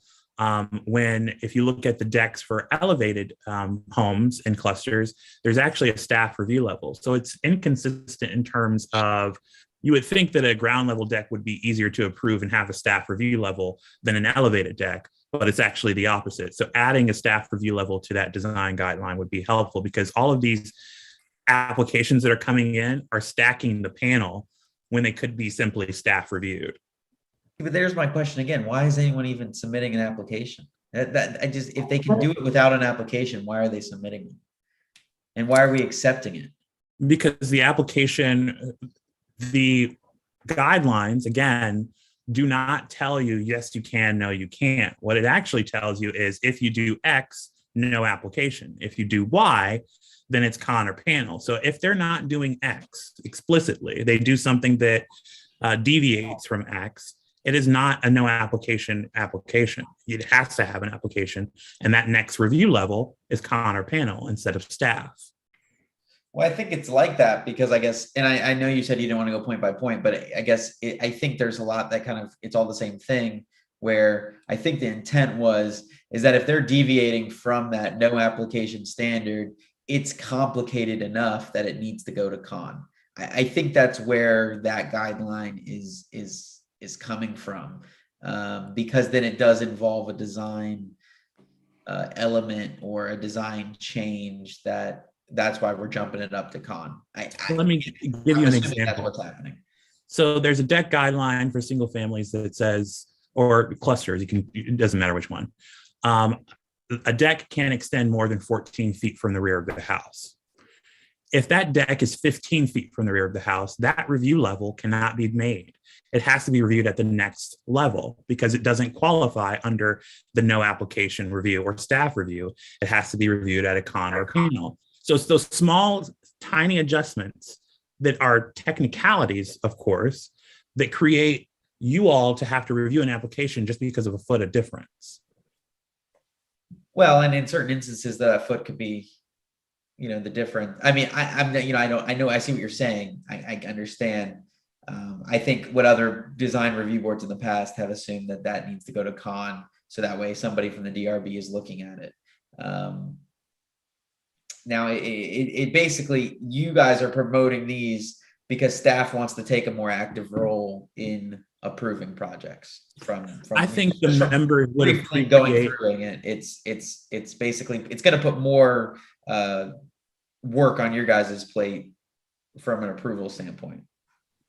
It's also I going to would speed the process up, though. I mean, Correct. It's going to speed the process up for the member. 9 times out of 10, most of the applications that come in that are very difficult members are coming as a result of a resale inspection. And so if they're selling their home and there's not a staff review level where it's something that already exists, that looks great, has been approved, it's 15 feet instead of 14 feet, it has to be scheduled. And their time that they submit the application, there's not a next available panel meeting for 6 weeks. So thinking about that, if there was a staff review level, we could make that member's process a little bit easier, even though we all know they should have gotten approval for it before they did it. Like that member kind of shot themselves in the foot. So it's just those little oddities there that, you know, we would appreciate the DRB considering to not only make it easier for the member, make it easier for staff, but also, you know, you're currently reviewing 15 applications at panels and 20 applications at con. If there's something that we can do to help mitigate that, we clearly staff gets paid and you all as volunteers don't. So it's a little bit of a, what do you want to do here kind of conversation. Facilities for the disabled, really, I think it should be called facilities for people with disabilities, not the other way around. But I think having a staff review level for those standard, hey, I want to build a ramp. Hey, I want to, you know, add this little handlebar on the right side of my door or something that is very simplistic in terms of the design and consistent with what has been approved before. Going into signs, there should be a staff review level for signs and clusters. I'm not really sure why it was set up the way that it was set up. But if it doesn't fit the no application level, it goes straight to con or panel. So if it was 2 square feet instead of 1 square foot, it has to go to con or panel instead of being reviewed by staff. So it's those minor, again, technicalities that we want you all to consider. And this is consistent from single family to clusters. They're all the same pretty much in terms of what we're looking for and adding. And this isn't set in stone. We want you all's feedback. So if you can't give it tonight, then of course, send us an email, let us know.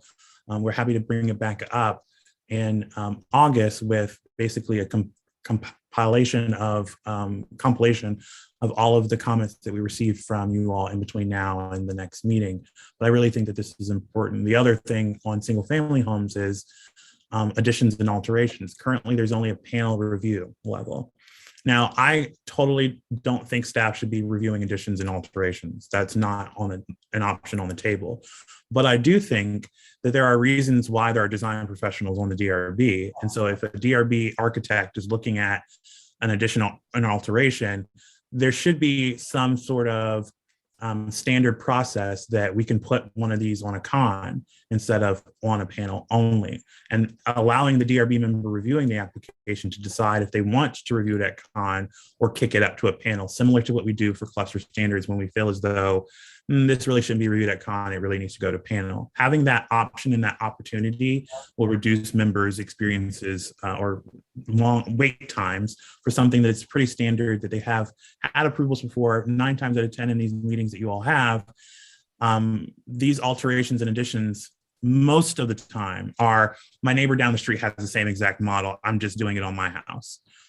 In those situations, staff would of course direct those to a con instead of a panel. Those more complex situations, we would of course keep on a panel. So having the opportunity there would be great for us to be able to kick those things down. So that's just review levels.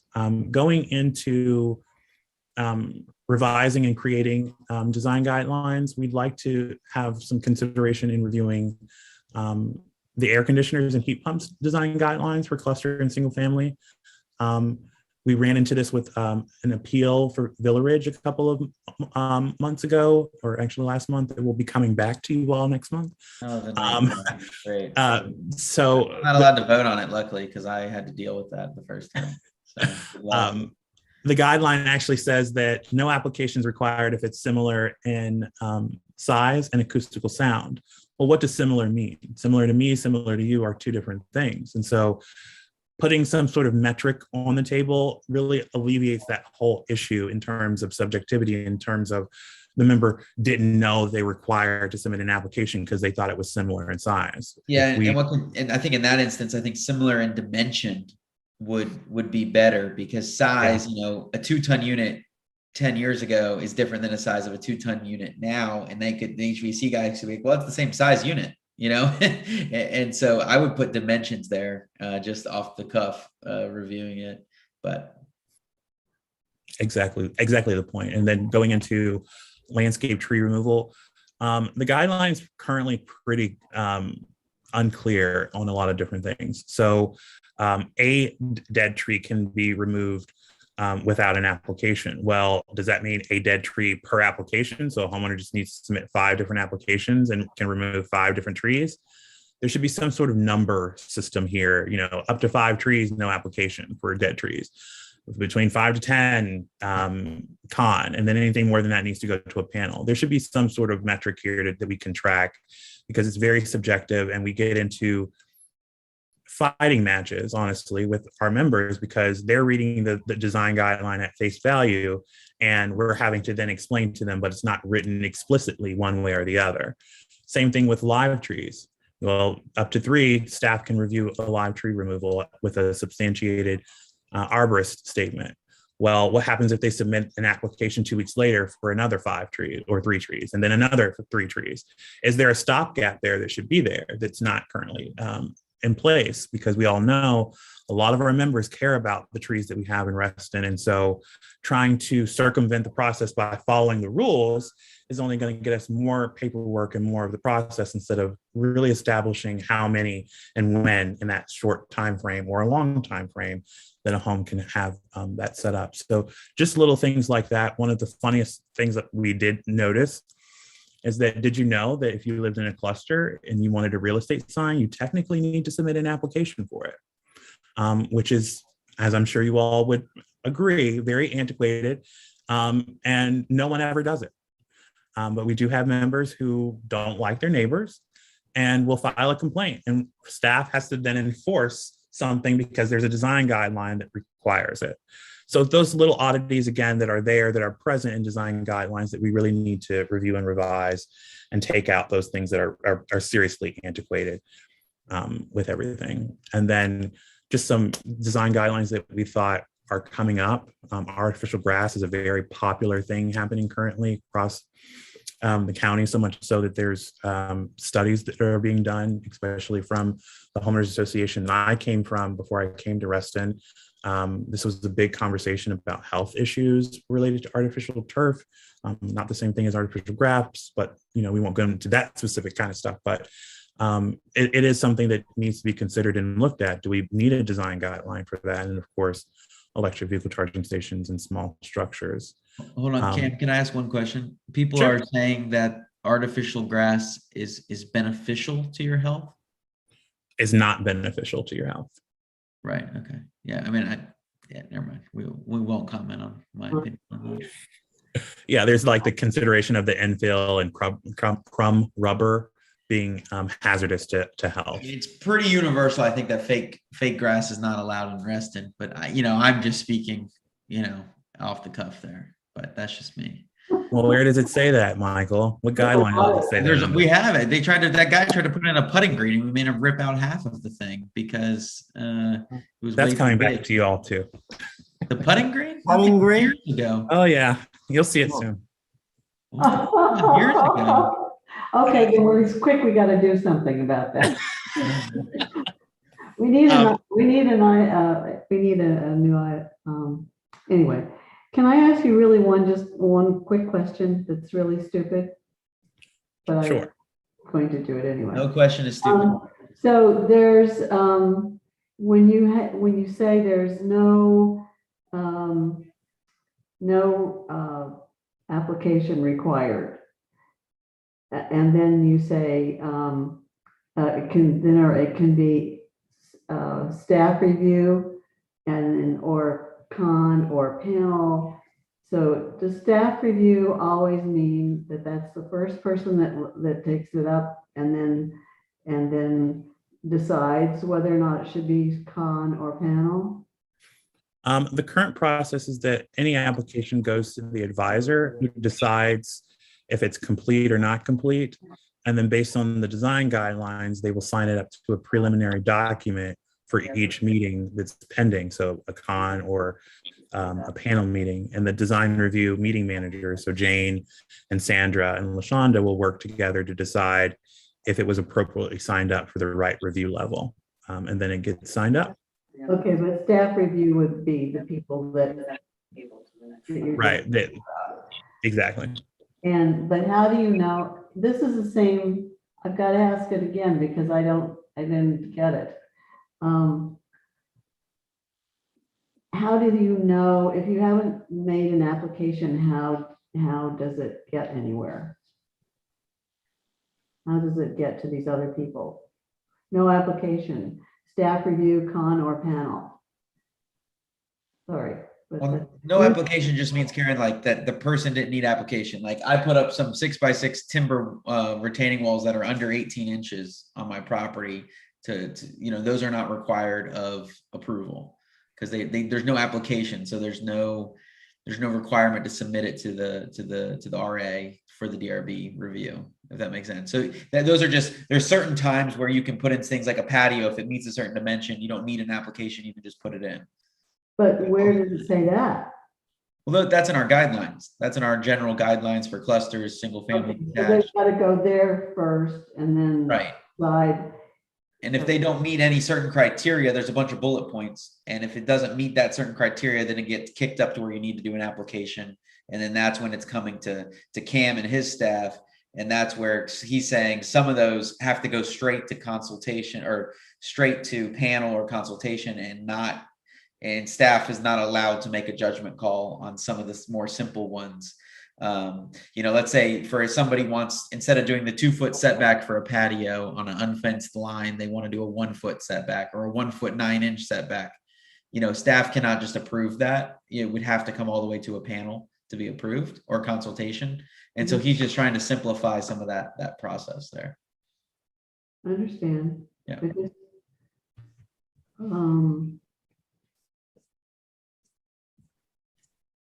I'll think about it.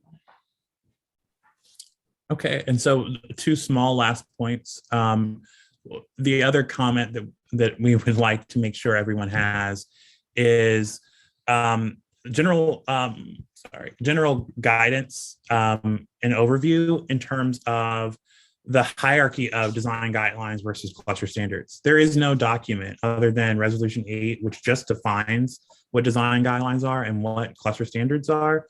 There's no other document that kind of delineates all of this for our members to understand. When does cluster standards take precedent over design guidelines, and how do the two work together in order to have a member understand what exactly the DRB process entails? Because all they're hearing from is, here's a process, here's what you need to know, but there's no reference point for them to be able to say, where can I find this information? Where is this kept in a resolution? Is there a design guideline? Where can I find this information? Because you're just telling me and I need to see it with my own 2 eyes. So establishing something like that needs to be a priority for all of us to understand and show our members that we're being as transparent as we possibly can about the DRB process. And then one small thing, which we're going back to condos and the HVAC system. There was a comment made at the last meeting about, well, the cluster guideline was what was used to address the HVAC system in a condo situation, and that there was no condo guideline. Well, if you take that thought process, then technically there is no guideline period for anything related to condos. So unless you're talking about condo common area. So if you have a condo, and we all know that some of our condos actually look like townhomes and act like townhomes, but are actually condos, there's no reference for us to control their design aesthetics if we're not using the cluster design guidelines. So that really needs to be clarified, because I think that adds a combination of confusion for our members when we're talking about, well, we're going to use the cluster guideline because that's the closest related guideline that we have to the type of modification that you're requesting. So do we add cluster/condo guidelines, or do we create our own version of condo guidelines specifically for these elements, in which we know the individual homeowner is responsible for, not the condo responsibility? So that's just kind of an overview of what we're trying to accomplish here. And that's correct. That confused me personally, and it confused whoever the staff person was as well. So we didn't know what to use. Yeah. I still don't know what to use. I mean, because a condo, and I know there are ones that act more like townhouses, but the condos that truly are condos, theoretically anything outside those walls is condo common space. So it should all fall under condo common space. Even the townhouses, as soon as you walk outside those walls, those are condo common space. I'm thinking of like a townhouse community that's a condo, technically, like Ivy Oak. I don't know if anyone's familiar with Ivy Oak, but those are just straight townhouses, but those are a condo association. All the landscaping and everything is done by the condo association. I mean, they came through and redid all their colors. I don't know if anyone remembers those applications. So do we consider them a cluster cam or a condo? Because I think Ivy Oak is a condo. Right. Even though they look like townhouses, like you're saying. Exactly. Exactly. Yeah. So I think it's a judgment call, but So I think that's a fair point. I do agree that we do need a clarification of the process for clusters and design guidelines. So I think you guys are definitely on to something here. And I think just because of the timing, I think if anyone has any direct comments, just email them over to Cam, because I'm tired and I'm ready to go to bed. I know we have one more thing that I added to an agenda, so that was my fault that I did that. But I would just say let's email it. Email any other comments you guys may have over. Does that work, Cam? Absolutely. And then I know for the one amended item on the agenda that I added, I had a good talk between, it was Dan, I, and LaShonda this week, about consolidated, or I forget the term, consolidated agendas or something. Voting by acclamation. So that's right. Yeah. So, I mean, it's a common practice used. Hopefully it can be used to reduce meeting times. Legal counsel didn't have any concerns about the proposed process. The process outline starts with the DRB member reviewing applications prior to the meeting. And if there's no affected party present and the DRB agrees with staff's suggested motion, the application is flagged for an acclamation vote. And at that scheduled meeting, a single motion will approve all of the flagged applications collectively. And the only thing that would really change is the panel doc, where you could check whether you agree or disagree. Check yes or no. Mm-hmm. Yeah. Can you all see my screen? I'm not sure if you can see it. Yeah, Okay, yeah. So we had a good discussion about this. I mean, it was just a couple of us and LaShonda, but I think the thought behind this is, if you're on a panel and you don't want to do it and you want to review every application as a board member, you have the right. You can basically, it has to be unanimous decision for acclamation. So this is basically just gives us the option with your panel members that you guys can get in here, review the applications beforehand.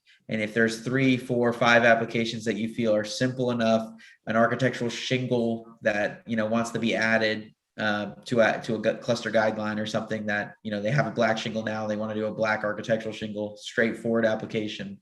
It saves the member from having to come to the meeting. It saves us from having to even talk about it at the meeting.